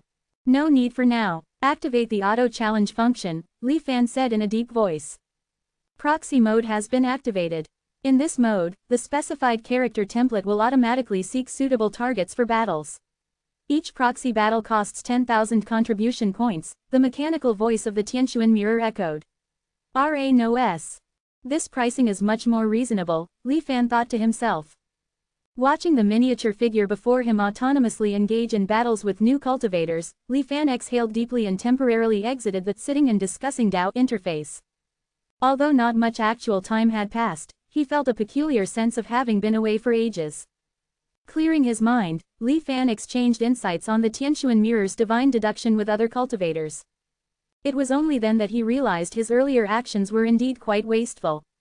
Typically, ordinary cultivators rely on their own comprehension to deduce divine abilities. Only when they are stuck at a critical point and unable to proceed do they resort to the Tianquan mirror.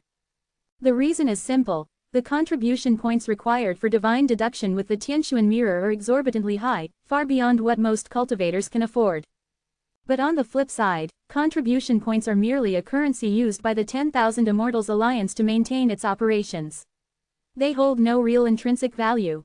If someone could master the permissions of the Tianquan mirror, wouldn't they be able to deduce any divine ability they desire?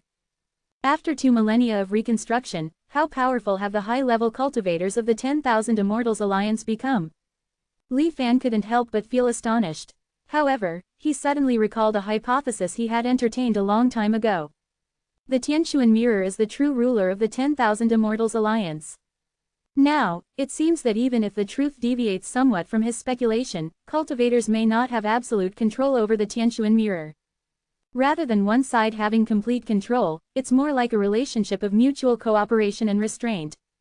This notion could be glimpsed from the 10,000 Immortals Alliance's efforts to manipulate the Xuantian spirit-locking formation, requiring the excavation of the Xuantian sect's Dharma King.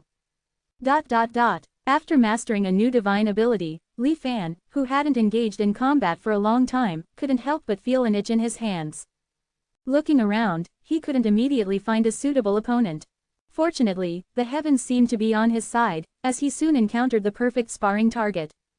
Lu San sent a message, informing him that he had returned to Shenhua Island. Li Fan's heart stirred, and he quietly left Kongyan City, also heading back to the island.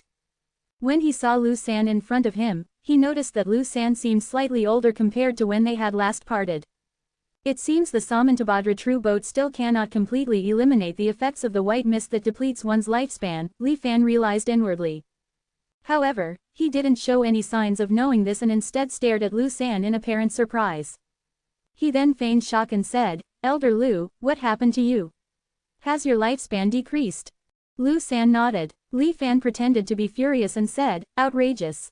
When I purchased that Samantabhadra true boat, the seller swore it would completely isolate the white mist's effective consuming lifespan. How dare he deceive me? I'll make him pay for this." Li Fan, filled with anger, turned around as if to leave immediately. Seeing how concerned Li Fan was and how angry he became on his behalf, a hint of emotion flashed in Lu San's eyes. He quickly stopped Li Fan and persuaded him, "Young master, let it go. We are newcomers here, and it's better to avoid unnecessary conflicts. It's just a few years of lifespan. This old servant's humble life is insignificant compared to the revival of the Medicine King sect. Besides, merchants tend to exaggerate their claims to sell their products. It may not have been intentional deception." Under Lu San's persuasion, Li Fan's expression shifted several times before he finally snorted coldly and gave up on immediate revenge. "Did you gain anything during this trip, Elder Lu?" After making the appropriate gestures, Li Fan asked calmly. "Thankfully, I did not fail in my mission." Lu San's face revealed a smile. "The heavens have not forsaken our Medicine King sect. I searched nearly all the locations you marked, finding nothing. Just as I was about to give up, I discovered traces of the Longevity Valley at the last location. Hearing this, Li Fan's eyes lit up. Lu San, looking excited, continued, I entered the valley and saw it for myself. Perhaps due to its location within the white mist barrier, the secret realm seems untouched by cultivators for thousands of years. Compared to when we last left, the spiritual energy inside, the growth density of spiritual plants, and medicinal herbs have all improved significantly. Moreover, the formation we set up back then is still operational, having automatically collected and stored a large amount of mature herbs over the years. Lu San spoke at length, finally concluding, reclaiming the Longevity Valley gives us hope for the revival of the Medicine King sect. Hearing this, Li Fan also became visibly excited. Excellent, Elder Lu, this time you have truly made a great contribution. Once the matters here at Kongyansi are settled in a few days, we will head to the Longevity Valley. Lu San nodded in agreement. However, he seemed to recall something and furrowed his brows slightly. This subtle change did not escape Li Fan's sharp eyes. He asked, Elder Lu, do you have any concerns? Lu San did not answer immediately but pondered for a moment before asking a question. Does the young master know if the 10,000 Immortal Alliance has any similar strongholds within the White Mist Barrier? Li Fan was slightly taken aback. What does Elder Lu mean by this? Stroking his beard, Lu San slowly explained, earlier, while maneuvering the Samantabhadra true boat through the vast white mist, I happened to glimpse a group of cultivators acting strangely. They had no protective measures and were exposed directly to the essence-devouring white mist, moving sluggishly as though searching for something. What was even more peculiar was that I could not sense any signs of life from them. At first, I thought they were corpses acting purely on instinct. But just as I was about to approach and investigate, one of them seemed to notice me and turned their head. At the same time, I felt a spiritual sense probing me. At that time, my main task was to locate the Longevity Valley. To avoid unnecessary trouble, I sent out a spiritual message indicating I had no malicious intent, then withdrew on my own initiative. Since Longevity Valley is hidden within the white mist, it is possible that our Medicine King sect may encounter these individuals again when entering or exiting. It would be wise to prepare in advance. As Lu San narrated this incident, Li Fan's expression gradually became serious. Cultivators within the white mist, devoid of any life force, yet behaving just like ordinary cultivators. Almost instantly, Li Fan recalled the 10,000 Immortal Alliance cultivators from his previous life, who emerged from the white mist over 400 years later, dead yet still alive. Have they already succeeded in reversing the principles of life and death? Li Fan immediately asked Lu San for more details about those cultivators. After a brief exchange, Li Fan's heart settled slightly. Wandering mindlessly like walking corpses, they are still far from truly being reborn after death. However, they indeed exhibit characteristics of life emerging from dead bodies.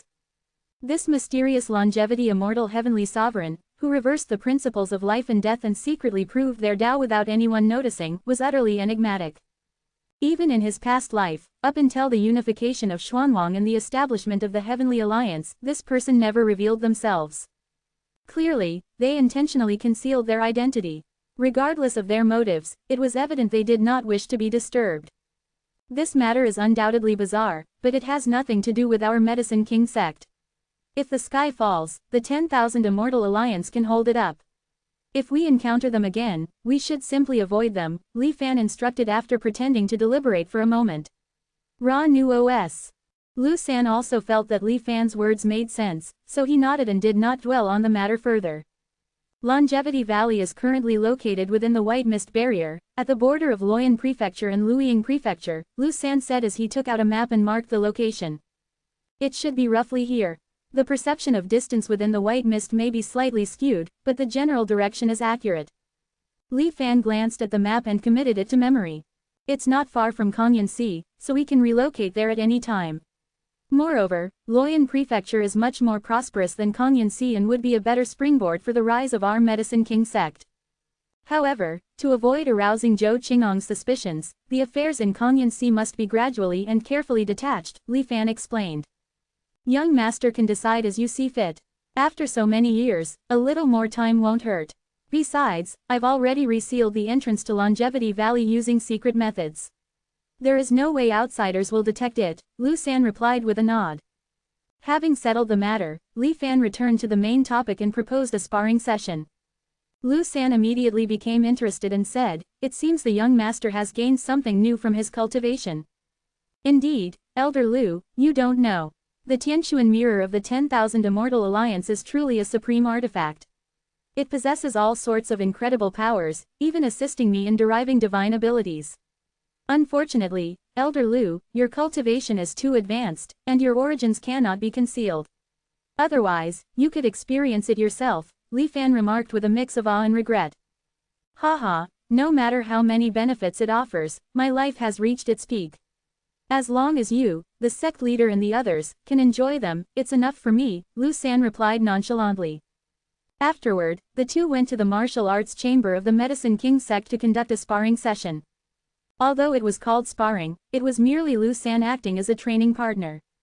Even if the heaven-shattering hard sword was extraordinary, it was still difficult to span two major realms and cause any real harm to someone like Lu San, whose cultivation was at the Tao integration level. However, Lu San was full of praise for this divine ability. The young master is indeed worthy of being the designated successor by the sect master, to have comprehended such a profound divine ability. One strike shatters the heavens, the sword moves at will. Its destructive power is astonishing, and it's difficult to defend against. If you, young master, were to break through to the soul transformation stage, facing this divine ability would certainly be troublesome even for me." Lu San extended his left index finger and looked at a shallow blood mark on it as he spoke. Looking at his achievement, Li Fan roughly estimated the power of the heaven-shattering hard sword. In fact, he hadn't used his full strength, only employing the power of one of his cave heaven domains. If the power of all 5 elemental cave heavens were fully circulated, the explosive destructive power would likely be at least 10 times stronger. At that time, it wouldn't be just a scratch. To wound but not kill. After all, the gap between Tao integration and nascent soul is far greater than that between foundation establishment and nascent soul, Li Fan thought to himself. In the days that followed, Li Fan instructed Lu San to select some trustworthy individuals from the still dormant cultivators of the Medicine King sect and awaken them first. Before long, the crimson flame will burn the sea, and the great calamity would descend. The foundations Li Fan had laid in this place would be buried along with it. Re-establishing his identity later would not be easy. Therefore, it was necessary to take advantage of this remaining time to expedite the process of integrating the Medicine King sect cultivators into the alliance. Lu San also understood the current situation. In an environment where dual cultivation of laws was no longer possible, cultivation methods were more precious than ever, especially high-level ones. Thus, he was particularly cautious in his selection. However, Lu San had never indulged in power struggles in his earlier years, focusing instead on cultivation and alchemy while following Lu Rushan. As a result, he had few confidants and only a general understanding of the disciples, characters within the Medicine King sect.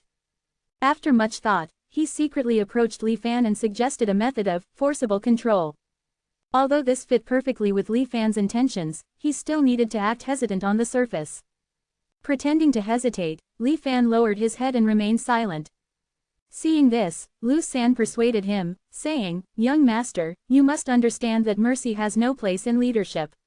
The current circumstances are extraordinary and leave no room for error. Human nature is complex and unpredictable. You can't expect everyone to be as devoted as we are, willing to give their all for the revival of the Medicine King sect."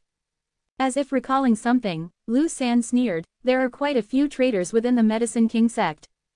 In those days, Lu San paused and continued, "Now that the 10,000 Immortal Alliance is stronger than the 10 great immortal sects, there's no guarantee that when these people wake up and see the Alliance's grandeur, they won't entertain the idea of defecting. One person's defection is manageable, but what I fear most is them seeking merit by sacrificing our Medicine King sect." Lu San's eyebrows slightly furrowed as he said, "Therefore, the young master must prepare thoroughly."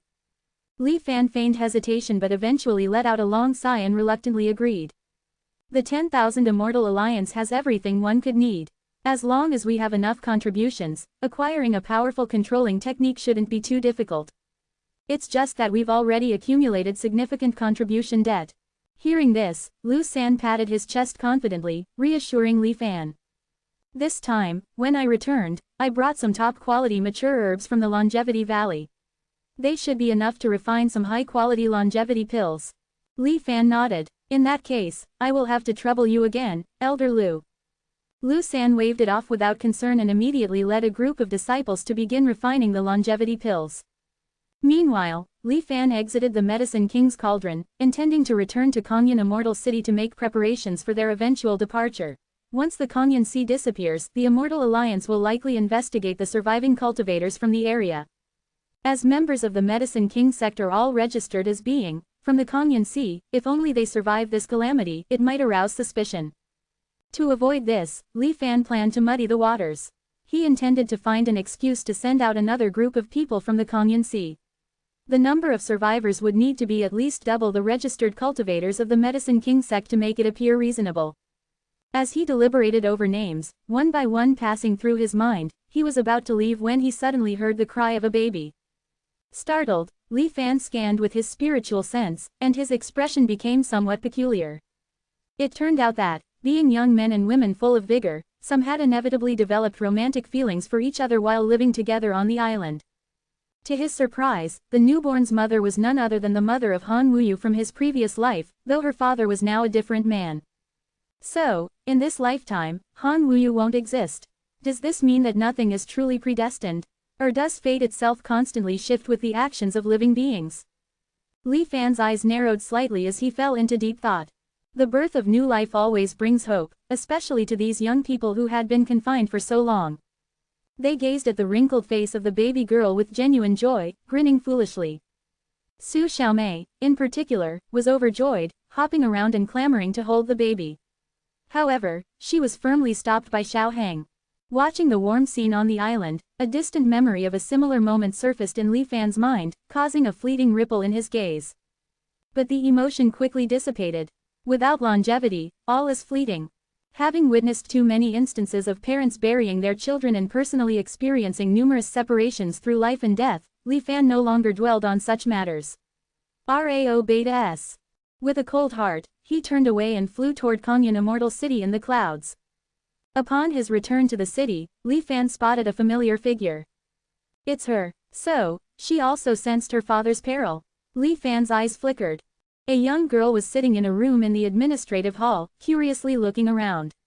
She was none other than He Zhenghao's daughter, He Xingxin. Meanwhile, He Zhenghao, usually idle and not very busy with work, appeared to be working frantically. Lord He, please, you must help our island. My lord, the Tian fruits from Tian Island have had a poor harvest this year. Could we ask for some leniency? A crowd of people surrounded He Zhenghao, following him as he entered the room. He Xingxin first studied He Zhenghao carefully, confirming that this man was indeed her father, and a look of surprise flashed across her face. Then, noticing how busy he appeared at the center of the crowd, her face showed a trace of astonishment. After all, she was young and couldn't hide her emotions well. He Zhenghao noticed all the expressions on his daughter's face and couldn't help feeling a bit proud. Ahem, he cleared his throat, putting on a stern face, and reprimanded, I've told you all, I'm handling urgent matters right now. Here's what we'll do. Come back tomorrow, and I'll make sure everything is properly taken care of. The cultivators around He Zhenghao exchanged glances and nodded in agreement before scattering and disappearing in no time. Li Fan found the scene amusing. This group was clearly invited by He Zhenghao to help him put on an act, just to impress his daughter. What a little scheme, Li Fan continued observing from the shadows. Meeting his daughter for the first time, He Zhenghao seemed somewhat nervous. He stared at He Xingxin for a long time before murmuring, she looks like me, truly like me. He Xingxin timidly looked back at He Zhenghao. When their gazes met, she quickly averted her eyes in a fluster. After a long silence, He Xingxin finally mustered up the courage and softly called out, Fa, there. He Zhenghao's eyes instantly filled with tears. However, he quickly suppressed his emotions and stepped forward hastily, holding He Xingxin's small hands. Ah, let me take a good look at you. He Zhenghao seemed to be in a dream. I never imagined that I'd have a daughter. He Xingxin's eyes reddened as well, and she began to sob softly. A reunion between a father and daughter who had been separated for many years was naturally a touching and emotional scene. After a long time, their emotions finally calmed down. He Xingxin said, I wanted to come find you a few years ago, but mother suddenly appeared and stopped me. She wouldn't let me come no matter what, so it was delayed. He Xingxin pouted, looking quite upset. Hearing this, He Zhenghao's expression grew somber. It's my fault. It's only natural that your mother wouldn't want you to see me. Don't blame her. As he spoke, He Zhenghao hesitated for a moment. But why did your mother suddenly let you come now? Has she forgiven me? Has she changed her mind? He Zhenghao was overjoyed. He Xingxin's face turned slightly red, and she tugged at He Zhenghao's clothes, shaking her head slightly. No, father, mother doesn't know. I succeeded in establishing my foundation and sneaked over here without telling her. He Xingxin stuck out her tongue, looking a little embarrassed. He Zhenghao's body stiffened slightly, and his expression became a bit awkward. Seeing this, He Xingxin quickly changed the subject. Father, you don't know, but I came here at the risk of being scolded because I have something very important to warn you about. He Xingxin's face turned serious. What important matter? He Zhenghao, though somewhat dismissive, still tilted his head to listen, noticing her solemn demeanor. He Xingxin lowered her voice and said, when I broke through, I had a premonition that your life is in danger, father. That's why I traveled all this way to find you. I've discovered that the danger comes from this Kanyan Sea. Father, come back with me. As long as you leave this place and return to Tianyu Prefecture, you'll be safe. Danger. He Zhenghao was slightly stunned. Then, he dismissed the idea with a smile and said, Xin, you're overthinking this. Your father now oversees the administration of the Kanyan Sea and stays in the bureau hall all day, without venturing out. How could there be any danger? It's true. Seeing her father's disbelief, He Xingxin stomped her foot in frustration. She leaned closer and whispered, Father, you don't know. My foundation establishment treasure is an innate companion artifact called the Tao Pattern Compass. The cultivation technique I practice was custom-made by Mother for me, known as Heavenly Tao Net. After listening to his daughter's explanation, He Zhenghao was slightly tongue-tied. He had thought that by following the secret envoy, he had done well for himself, earning enough contribution points to barely count as a prominent figure. Yet, compared to the deep-rooted heritage of cultivation families like the Heng clan in Tianyu Prefecture, he realized there was still a vast gap. At the very least, the concept of a custom-tailored cultivation technique was something far beyond his current capability. This realization left He Zhenghao with a bitter feeling in his heart. There is indeed a real danger, father. You should leave with me, He Xingxin urged, running another deduction in front of him, which yielded the same unsettling result. She couldn't help but try to persuade him again. Looking at her serious demeanor, He Zhenghao began to feel doubtful. It's impossible. How could there be a life-threatening crisis in Kanyan City? I've been upright and honest lately, not doing anything to provoke the secret envoy's wrath. Pondering over it carefully, He Zhenghao's brow furrowed tightly. Could it be that the Five Elders Association is up to their old tricks, planning another surprise attack on Kanyan Immortal City? Suddenly, He Zhenghao recalled past events in the Kanyan Sea and was startled. That can't be, didn't we just host a friendly exchange meeting recently? His expression grew uncertain. Pacing back and forth in the room, his face betrayed his growing anxiety. He Xingxin, seeing her father's indecision, couldn't help but feel both worried and frustrated. Moreover, He Zhenghao's reaction fell far short of her expectations. She had thought he would immediately follow her back to Tianyu Prefecture after hearing the deduction results. Disappointed, she began to feel a bit resentful of his lack of trust. A new OBS. Unaware of his daughter's emotional turmoil, He Zhenghao continued to hesitate. It wasn't that he didn't believe her. As someone who had personally witnessed the power and influence of the Heng clan in Tianyu Prefecture, he understood their capability all too well. The Heavenly Tao Net his daughter practiced did not appear to be ordinary. But He Zhenghao had risen from a destitute and marginalized guardian of an island to become a key figure in the Kanyan Sea, with countless cultivators eager to curry favor with him. This hard-earned status was not something he could abandon easily, not even for his daughter's warning. Furthermore, his roots were firmly planted in the Kanyan Sea. Without the connections he had painstakingly built here, he would be reduced to nothing. Even if he returned to Tianyu Prefecture, what would he become? A golden core cultivator too insignificant to even qualify as a guard for the Heng family. What face would he have to meet Heng Ruoshui again? Gradually, He Zhenghao made up his mind. With a sly glint in his eye, an idea came to him. Smiling, he said, Xin. He Xingxin glared at him, puffing her cheeks in anger. He Zhenghao, slightly embarrassed, straightened his expression and said, I know you care about me and that your cultivation technique is extraordinary. But the world is unpredictable, and the art of deduction is, after all, just that, deduction. It only reveals one of many possible outcomes for the future. As for whether it will actually happen, even a longevity immortal heavenly sovereign wouldn't dare guarantee it, would they? He Xingxin, unconvinced, pursed her lips but couldn't find a rebuttal. At this moment, He Zhenghao spoke again. Moreover, speaking of the art of deduction, my direct superior, secret envoy of the Kangyun Sea and a cultivator of the ancient heavenly mechanism sect, Master Li Fan, he's far superior to you. That's truly world-shaking and awe-inspiring. I'm a trusted confidant of Lord's secret envoy. If there really were any danger, how could he not warn me? Hearing this, He Xingxin's eyes widened in surprise. Li Fan of the heavenly mechanism sect. She had heard of the name Li Fan before. He had accurately predicted several major events that were about to occur in the 10,000 Immortal Alliance, something she herself could not achieve. Could it be that she had indeed made a miscalculation? For a moment, He Xingxin hesitated, feeling unsure. Seeing the effect of his words, He Zhenghao immediately pressed his advantage. If you're still worried, I'll ask Secret Envoy myself in your presence. As he spoke, He Zhenghao took out a shard of a jade slip left by Li Fan and began summoning. In no time, Li Fan's projection appeared in midair in the room. What is it? Li Fan asked indifferently, his expression emotionless. At the same time, his gaze casually swept over to He Xingxin. The young girl showed no fear, meeting Li Fan's eyes directly. In contrast, He Zhenghao lowered his head nervously, recounting the situation in a submissive manner. Dare I ask, Master, will there be any upheaval in the Kangyun Sea soon? After explaining, he looked at Li Fan with hopeful anticipation. A silence fell over the room. On the projection, the heaven and earth divination dice seemed to spin unceasingly in Li Fan's palm. Dao Pattern Compass. As expected, the Heng family of Tianyu lives up to its reputation. Your daughter possesses such exceptional talent that her future achievements will certainly not be beneath mine. After a brief pause, Li Fan did not directly answer He Zhenghao's question but instead looked at He Xingxin and praised her. He Zhenghao was stunned. He had not expected Lord Secret Envoy to discern his daughter's abilities with just one glance.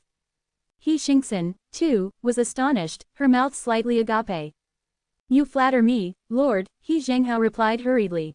Such promising youth. Li Fan shook his head, seeming to recall something with a hint of nostalgia.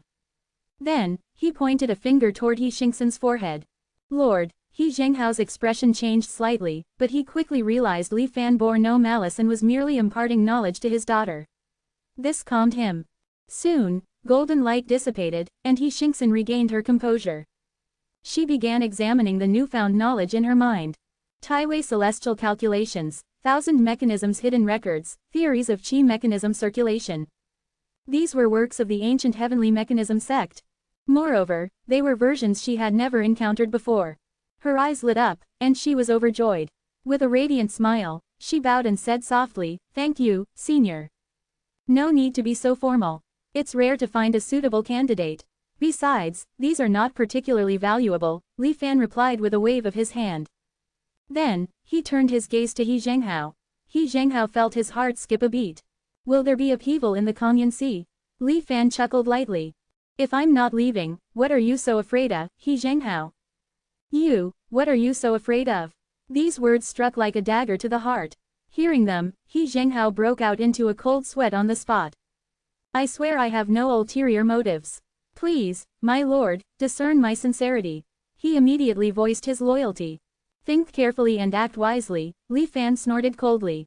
Then his illusory figure shattered and disappeared without a trace. It was only after a long while that He Zhenghao dared to straighten his bent posture. Wiping the sweat from his forehead, he exhaled deeply. Suddenly realizing his daughter was nearby, he coughed lightly and quickly composed himself. Fortunately, He Xingxin hadn't noticed her father's awkwardness. She clapped her small hands on her chest and exclaimed, Senior Li is truly awe-inspiring. He's almost on par with those Dao integration immortal sages we've seen before. He really scared me. HMPH, that's only natural. The honored secret envoy might even be along. He Zhenghao stopped himself abruptly, realizing his words might be inappropriate. Luckily, his daughter hadn't caught on to his implication. He quickly changed the topic. What did he mean by what he just said? He didn't outright deny Xingxin's deduction. He merely said he wouldn't leave. Moments later, a trace of alarm flashed through He Zhenghao's eyes. Could it be that something truly shocking will happen in the Kangyun Sea? He fell into deep thought for a while. Meanwhile, in the depths of the administrative hall, Li Fan, who had been observing He Zhenghao's every expression, remained indifferent. Abandon power and flee for your life, or cling to it with a gambler's hope and refuse to leave. He Zhenghao, what will you choose? Based on Li Fan's understanding of He Zhenghao, the latter would undoubtedly choose to stay in the Kongyun Sea. Even so, Li Fan hoped this version of He Zhenghao might surprise him. Shifting his focus away from He Zhenghao, Li Fan used the envoy token to summon various internal members of the Kongyun Sea's administration. Lord Secret Envoy hasn't summoned us in ages. I wonder what the urgency is. It's strange, I haven't heard of any critical missions lately. As the crowd discussed, He Zhenghao remained caught in inner turmoil, his expression distracted. Gao Yuan noticed this, his eyes revealing a thoughtful look. However, he refrained from asking immediately and instead made a mental note of it. Before long, once everyone had gathered, Li Fan appeared leisurely. Greetings, Lord Secret Envoy. The crowd greeted in unison. There's no need for formalities. Please, take your seats, Li Fan said warmly. I called you here today not for any pressing matters. As you know, while I hold the title of Secret Envoy of Kongyun Immortal City, I have rarely interfered in administrative affairs. Yet, the governance of the Kongyun Sea has never faltered. In fact, its overall ranking among the regions has even improved in recent years, and this is all thanks to your hard work. RA Li Fan paused, scanning the expressions of those present, before continuing. As the saying goes, one good turn deserves another. Recently, I divined a new opportunity and decided to share it with you all. The cultivators in the hall perked up at these words, their eyes lighting up. Who was Li Fan? A figure who wouldn't bat an eye at contributions in the tens of millions. If he spoke of an opportunity, it was bound to be extraordinary. The group eagerly looked at him with anticipation. I have deduced that, in the near future, a hidden cave abode will rise from the depths of the Kongyun Sea. The opportunity lies within that abode, Li Fan announced solemnly. As soon as the words left his mouth, the cultivators began to stir restlessly. Of course, opportunities always coexist with danger. Whether you choose to pursue them or not is entirely up to you. Li Fan said these final words indifferently, his expression ambiguous, before disappearing from everyone's sight. Once they confirmed that Li Fan had left, the hall immediately erupted into an uproar. What exactly does Lord Envoy mean by this? Calling us all here from so far away, only to say something so simple. Strange, truly strange. An underwater cave residence, could it be the ruins of an ancient sect? For something to be called an opportunity by the Lord and warrant such a commotion, it must be extraordinary. The crowd's faces were filled with excitement as they buzzed with discussion. He Zhenghao, however, was filled with doubts and confusion. Friend He, do you perhaps know some inside information? At that moment, he suddenly heard Gao Yuan's voice transmitted directly to him. After a moment's hesitation, He Zhenghao decided to briefly explain the recent events to Gao Yuan, hoping to hear his thoughts. Something is about to happen in the Kongyun Sea. Gao Yuan was initially startled but maintained his composure. But the Lord said he wouldn't leave. After questioning your intentions, he then announced the opportunity of the cave residence. Gao Yuan's mind raced as he quickly analyzed the situation. Before long, a realization struck him. So that's it. Brother Gao, enlighten me. He Zhenghao, feeling as though he'd found a savior, eagerly pressed for an explanation. The Lord is using this matter of the cave residence to give us a hint. If something is happening in the Kongyun Sea, yet the Lord himself is unwilling to leave, why is that? Because opportunity and danger go hand in hand. Gao Yuan said excitedly, given the resources the Lord has at his disposal, for him to value this opportunity so much. It must be something that could lead to transcendence. The spirit of heaven and earth. He Zhenghao exchanged a glance with Gao Yuan, and both arrived at the same conclusion. So that's how it is. He Zhenghao murmured to himself as if everything suddenly made sense. The Lord fell from the longevity immortal realm and wants to reattain it. He will likely have to follow the steps of the new method. For him, this is undoubtedly a critical opportunity for integration.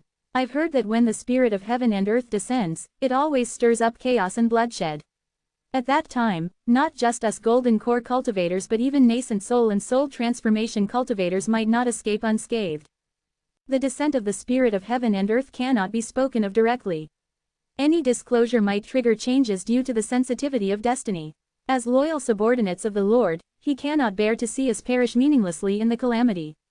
Thus, he chose an indirect method to alert us. He Zhenghao suddenly understood. While his heart was filled with excitement, a certain inappropriate emotion began to stir within him. The spirit of heaven and earth. He Zhenghao squinted his eyes. So, Brother Gao, what do you plan to do? After some time, he looked at Gao Yuan, whose expression was also shifting unpredictably, and asked. Friend He, have you ever heard of this saying? Gao Yuan looked at He Zhenghao. What is it? There is no greater merit than following the dragon, Gao Yuan said in a faint tone. If the Lord successfully integrates with the Tao, then we, his steadfast and loyal subordinates. Hearing this, He Zhenghao suddenly felt a fire of ambition ignite within him.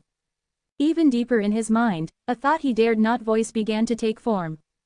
The spirit of heaven and earth belongs to those with virtue. If the Lord Envoy fails to claim the spirit of heaven and earth, then perhaps, just perhaps, there might be the slightest chance for him. After all, history in the Xuanwang realm has recorded instances of such occurrences. At this moment, He Zhenghao had already cast aside his daughter's warning. In his mind, even if the process of refining the spirit of heaven and earth was extremely dangerous, he was not a reckless person. He would act according to the situation. If it truly became impossible, he would not throw his life away in vain. Taking some risks to gamble on an opportunity to ascend in one leap, why not? However, He Zhenghao could never have imagined that the true spirit of heaven and earth was on an entirely different level from what he had envisioned. Ultimately, it was a matter of his limited perspective. Despite his broad travels and wide social connections, He Zhenghao was only at the golden core stage. He had never personally seen, nor even found records in ancient texts, detailing the true power of the spirit of heaven and earth. He merely knew of its existence. It was like a farmer imagining the emperor's golden plow, far from reality. This, too, seemed to seal He Zhenghao's tragic fate in this lifetime. Meanwhile, while the gathered cultivators were still in the administrative hall discussing Li Fan's prophecy regarding the underwater ascension of a hidden cave, Li Fan himself had quietly arrived at the cave's location. Over a mere few hundred miles, the seabed formed three major fault steps, resembling steep terraces. Each step had a height difference of 4,000 to 5,000 meters. Due to intense earth vein activity, towering mountain ranges had risen from the seabed, creating a spectacular and breathtaking scene, more magnificent than even the mountains on land. This was the very place where, in his previous life, He Zhenghao had formed his golden core, the three undersea faults. In my past life, He Zhenghao, though somewhat unremarkable, never lost his drive for progress. The day he obtained the hidden dragon art of rivers and mountains, he soared like a dragon from the abyss and rose powerfully. By comprehending the golden core through four laws, his future was boundless. But in this life, despite wielding far greater power and practicing a Tao integration cultivation technique, he has been lax in his cultivation, forming his golden core with only a single law. I gave you the opportunity, but you failed to make use of it. Li Fan felt a slight sense of regret in his heart. Shaking his head slightly, he focused on the matter at hand. Sweeping his divine sense across the mountainous faults below, his eyes narrowed slightly. Chaoyuan sect. What he had said earlier in the administrative hall was no empty talk. Though the Chaoyuan sect was shrouded in mystery and filled with dangers, in his previous life, after Shuafeng, Su Xiaomei, and the others entered, they all returned safely, and each had ascended an entire cultivation realm. Setting aside the unexpected variable of He Zhenghao's foundation establishment in the previous life, this ancient ruin was originally supposed to leave the Kongyan Sea in the year 22 of anchoring and travel toward Jushan State Prefecture. Thus, at this moment, it remained silently hidden beneath the faults. Having fully inherited the memories of Du Guchang of the Medicine King sect, Li Fan searched for traces of the Chaoyuan sect within those memories but found nothing. Not only that, but even the Cloud-Water Heavenly Palace, which claimed dominance over Kongyan Sea, was similarly absent. Neither sect could be found. Strange. Whether it is the Cloud-Water Heavenly Palace or the Chaoyuan sect, the records in the Tianquan Mirror indicate that they were renowned sects of ancient times. Although they couldn't compare to the 10 great immortal sects, they were definitely stronger than the Medicine King sect. So why do none of the Medicine King sect's disciples have any knowledge of them?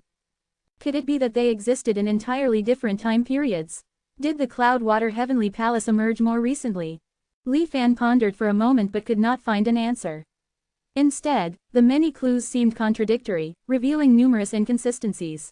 Temporarily setting aside his doubts, he turned his gaze toward the seabed below and activated the newly mastered divine ability, Heaven-Shattering Heart Sword. In the next instant, countless sword lights appeared amid the continuous undersea mountain ranges. Illuminating the dark seabed, they sent thunderous roars echoing in all directions. As the mountains crumbled, massive fissures split open across the ocean floor. As if torn apart by countless sword lights in an instant, the vast underwater wonderland, stretching for hundreds of miles, completely collapsed and disappeared the moment Li Fan willed it. Amid this catastrophe, Li Fan finally discovered traces of the hidden Chaoyuan sect. There was no obstruction, he simply watched as the ruins of ancient structures rose from the depths, breaking through the water's surface. Smaller and smaller it became, until it finally took the form of a cave dwelling, drifting toward Jushan Prefecture. After reaching the nascent soul stage, Li Fan's spiritual perception had become increasingly acute. The moment he directly faced the Chaoyuan sect ruins, he even felt a faint sense of mortal danger. Opportunities in this world are endless. There's no need to take this risk. Let others explore it first, and once the mysteries within are fully understood, I'll reconsider. Watching the Chaoyuan sect relics disappear into the distance, Li Fan thought to himself. Though Li Fan himself remained indifferent, the emergence of the Chaoyuan sect ruins caused an uproar among the cultivators. Moments ago, he had just informed everyone that a mysterious underwater cave dwelling had appeared. Many cultivators hadn't even left the administrative hall yet when the relics surfaced. What a coincidence! Some cultivators even suspected that the cave dwelling was a fabrication by Li Fan, an elaborate ploy to once again showcase his unfathomable prophetic abilities. However, this theory was quickly dismissed. The reason was simple: the ancient and solemn aura radiating from the Chaoyuan sect ruins was impossible to fake. Furthermore, due to the immense attention the relics attracted, cultivators working together soon identified the origins of the Grand Hall of Taiyuan within the ruins. The ancient Immortal sect, Chaoyuan sect. A seasoned soul transformation cultivator, well-versed in the history of ancient cultivation, personally vouched for its authenticity, solidifying the relics as genuine.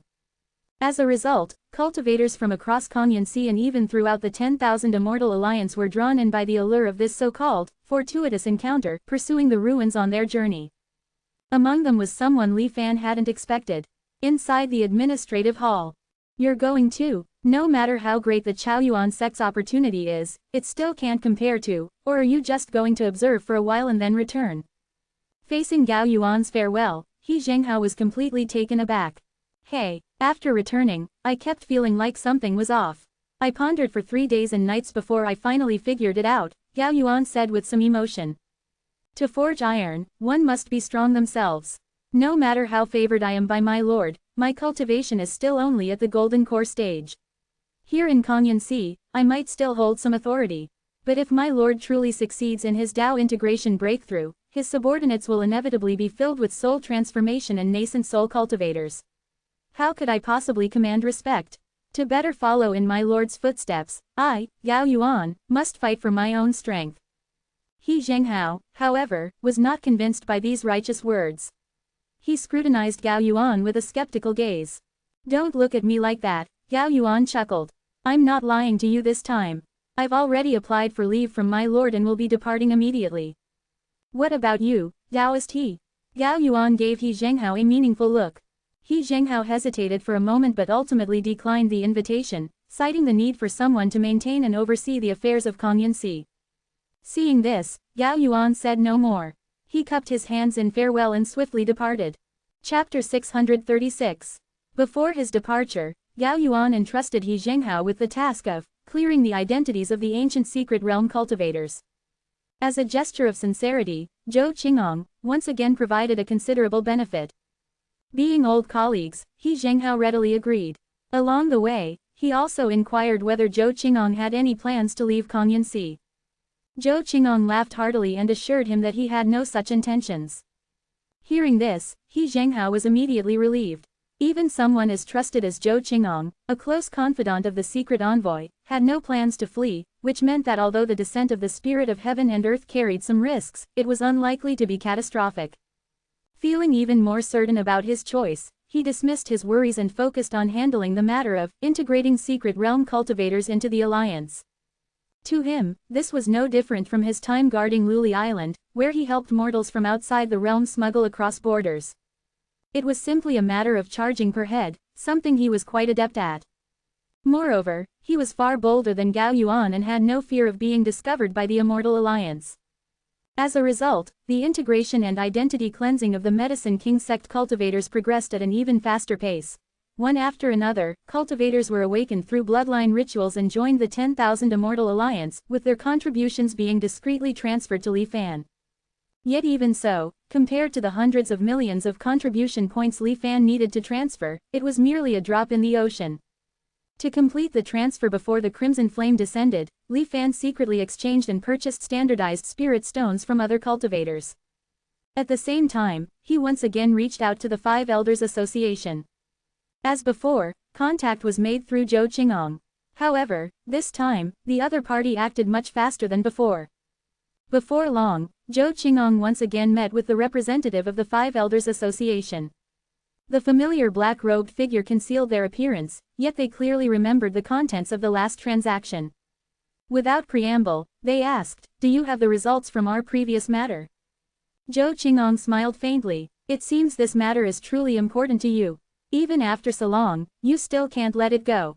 The previous matter, of course, referred to the Five Elders Association's request for Zhou Qingong to investigate the identity of an ancient cultivator excavated from the ruins of the Purple Heaven sect.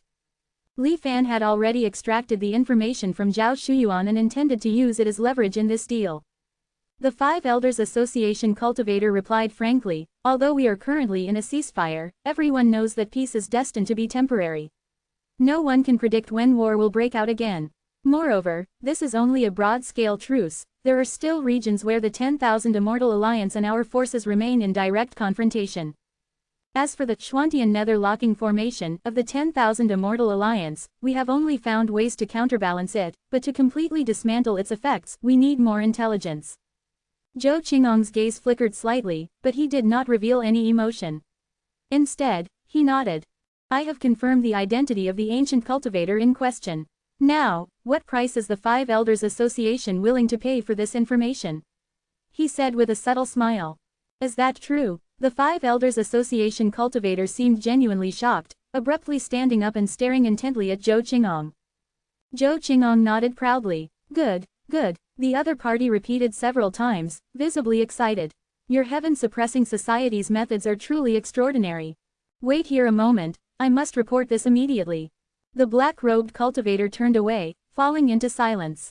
Zhou Qingong observed carefully, but he couldn't discern how the other party was contacting the higher-ups of the Five Elders Association. As expected from the intelligence division of the association, they were not to be underestimated. Before long, the Five Elders Association cultivator turned back around. This time, with an air of confidence, Zhou Qingong began negotiating terms. The last batch of True Temptation fruits and human Dao Stardust were extremely effective. "I'll need more of them." After a round of bargaining, both parties settled on a mutually agreeable price and finalized the transaction.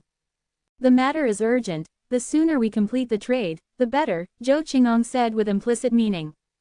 The cultivator from the Five Elders Association gave Zhou Qingong a long look before nodding in understanding. "Oh, there's one more thing." Just as the contract was about to be fully signed, Zhou Qingong suddenly asked, "I have some contribution points with a rather complicated origin. I need them converted into standardized spirit stones with a clean and untraceable source. Can you help me with that as well?" The Five Elders Association cultivator was momentarily stunned, initially thinking Zhou Qingong was backing out. But after hearing the request, he chuckled nonchalantly and said, "A trivial matter." "No problem. How much do you need?" he asked. "Not much, just 2 to 3 billion, Zhou Qingong replied casually. The Five Elders Association cultivator instantly turned to stone. How much?" For a moment, he wondered if he had misheard. Zhou Qingong repeated himself. "This, fellow Taoist, please wait a moment. I'll need to seek approval." The cultivator wiped the cold sweat off his forehead, his voice trembling slightly. Zhou Qingong waved his hand dismissively, signaling him to hurry up. This round of approval took much longer than before. By the time the black-clad cultivator returned, he looked utterly drained. "The higher-ups have agreed to your request. However, He hesitated before continuing. The resource list we discussed earlier may need some adjustments. Zhou Qingong's expression darkened with dissatisfaction as he turned to leave. Wait. The black-clad cultivator hurriedly stepped forward to stop him. Everything is negotiable. But, fellow Taoist, the sheer amount of standardized spirit stones you need is simply too vast. And making it completely undetectable by the 10,000 Immortal Alliance is even more difficult. He explained anxiously. If it weren't difficult, why would I come to you? I could have handled it myself, Zhou Qingong scoffed coldly. The Five Elders Association cultivator nodded repeatedly, not daring to argue. After further negotiations, they eventually reached an agreement. As a golden light shot into Zhou Qingong's body, the black-clad spy slowly dissolved within the radiance, disappearing completely. Yet, there wasn't a single trace of fear or panic on his face. Before vanishing, he only reminded Zhou Qingong of the time and place for their next transaction. Once the spy had completely disappeared, Zhou Qingong carefully examined the area, then shook his head slightly. Binding one's life to a contract, without fear of death, truly an eerie method. With that, he erased all traces of the exchange and quietly departed. 10 days later, Zhou Qingong met another black-clad spy with an eerily similar aura, yet it was clearly not the same person. Just like before, the new spy handed him a void-bright stone mother containing all the requested materials. 1. After a brief inspection, Li Fan revealed the identity of an ancient cultivator who had been unearthed. The Xuantian sect's Dharma King. Upon hearing this, the spy was visibly shocked. However, he seemed to have expected such a possibility, as he quickly regained his composure. 1. Previously it was called Primordial Void Stone Mother, but decided to change it to Void Bright Stone Mother.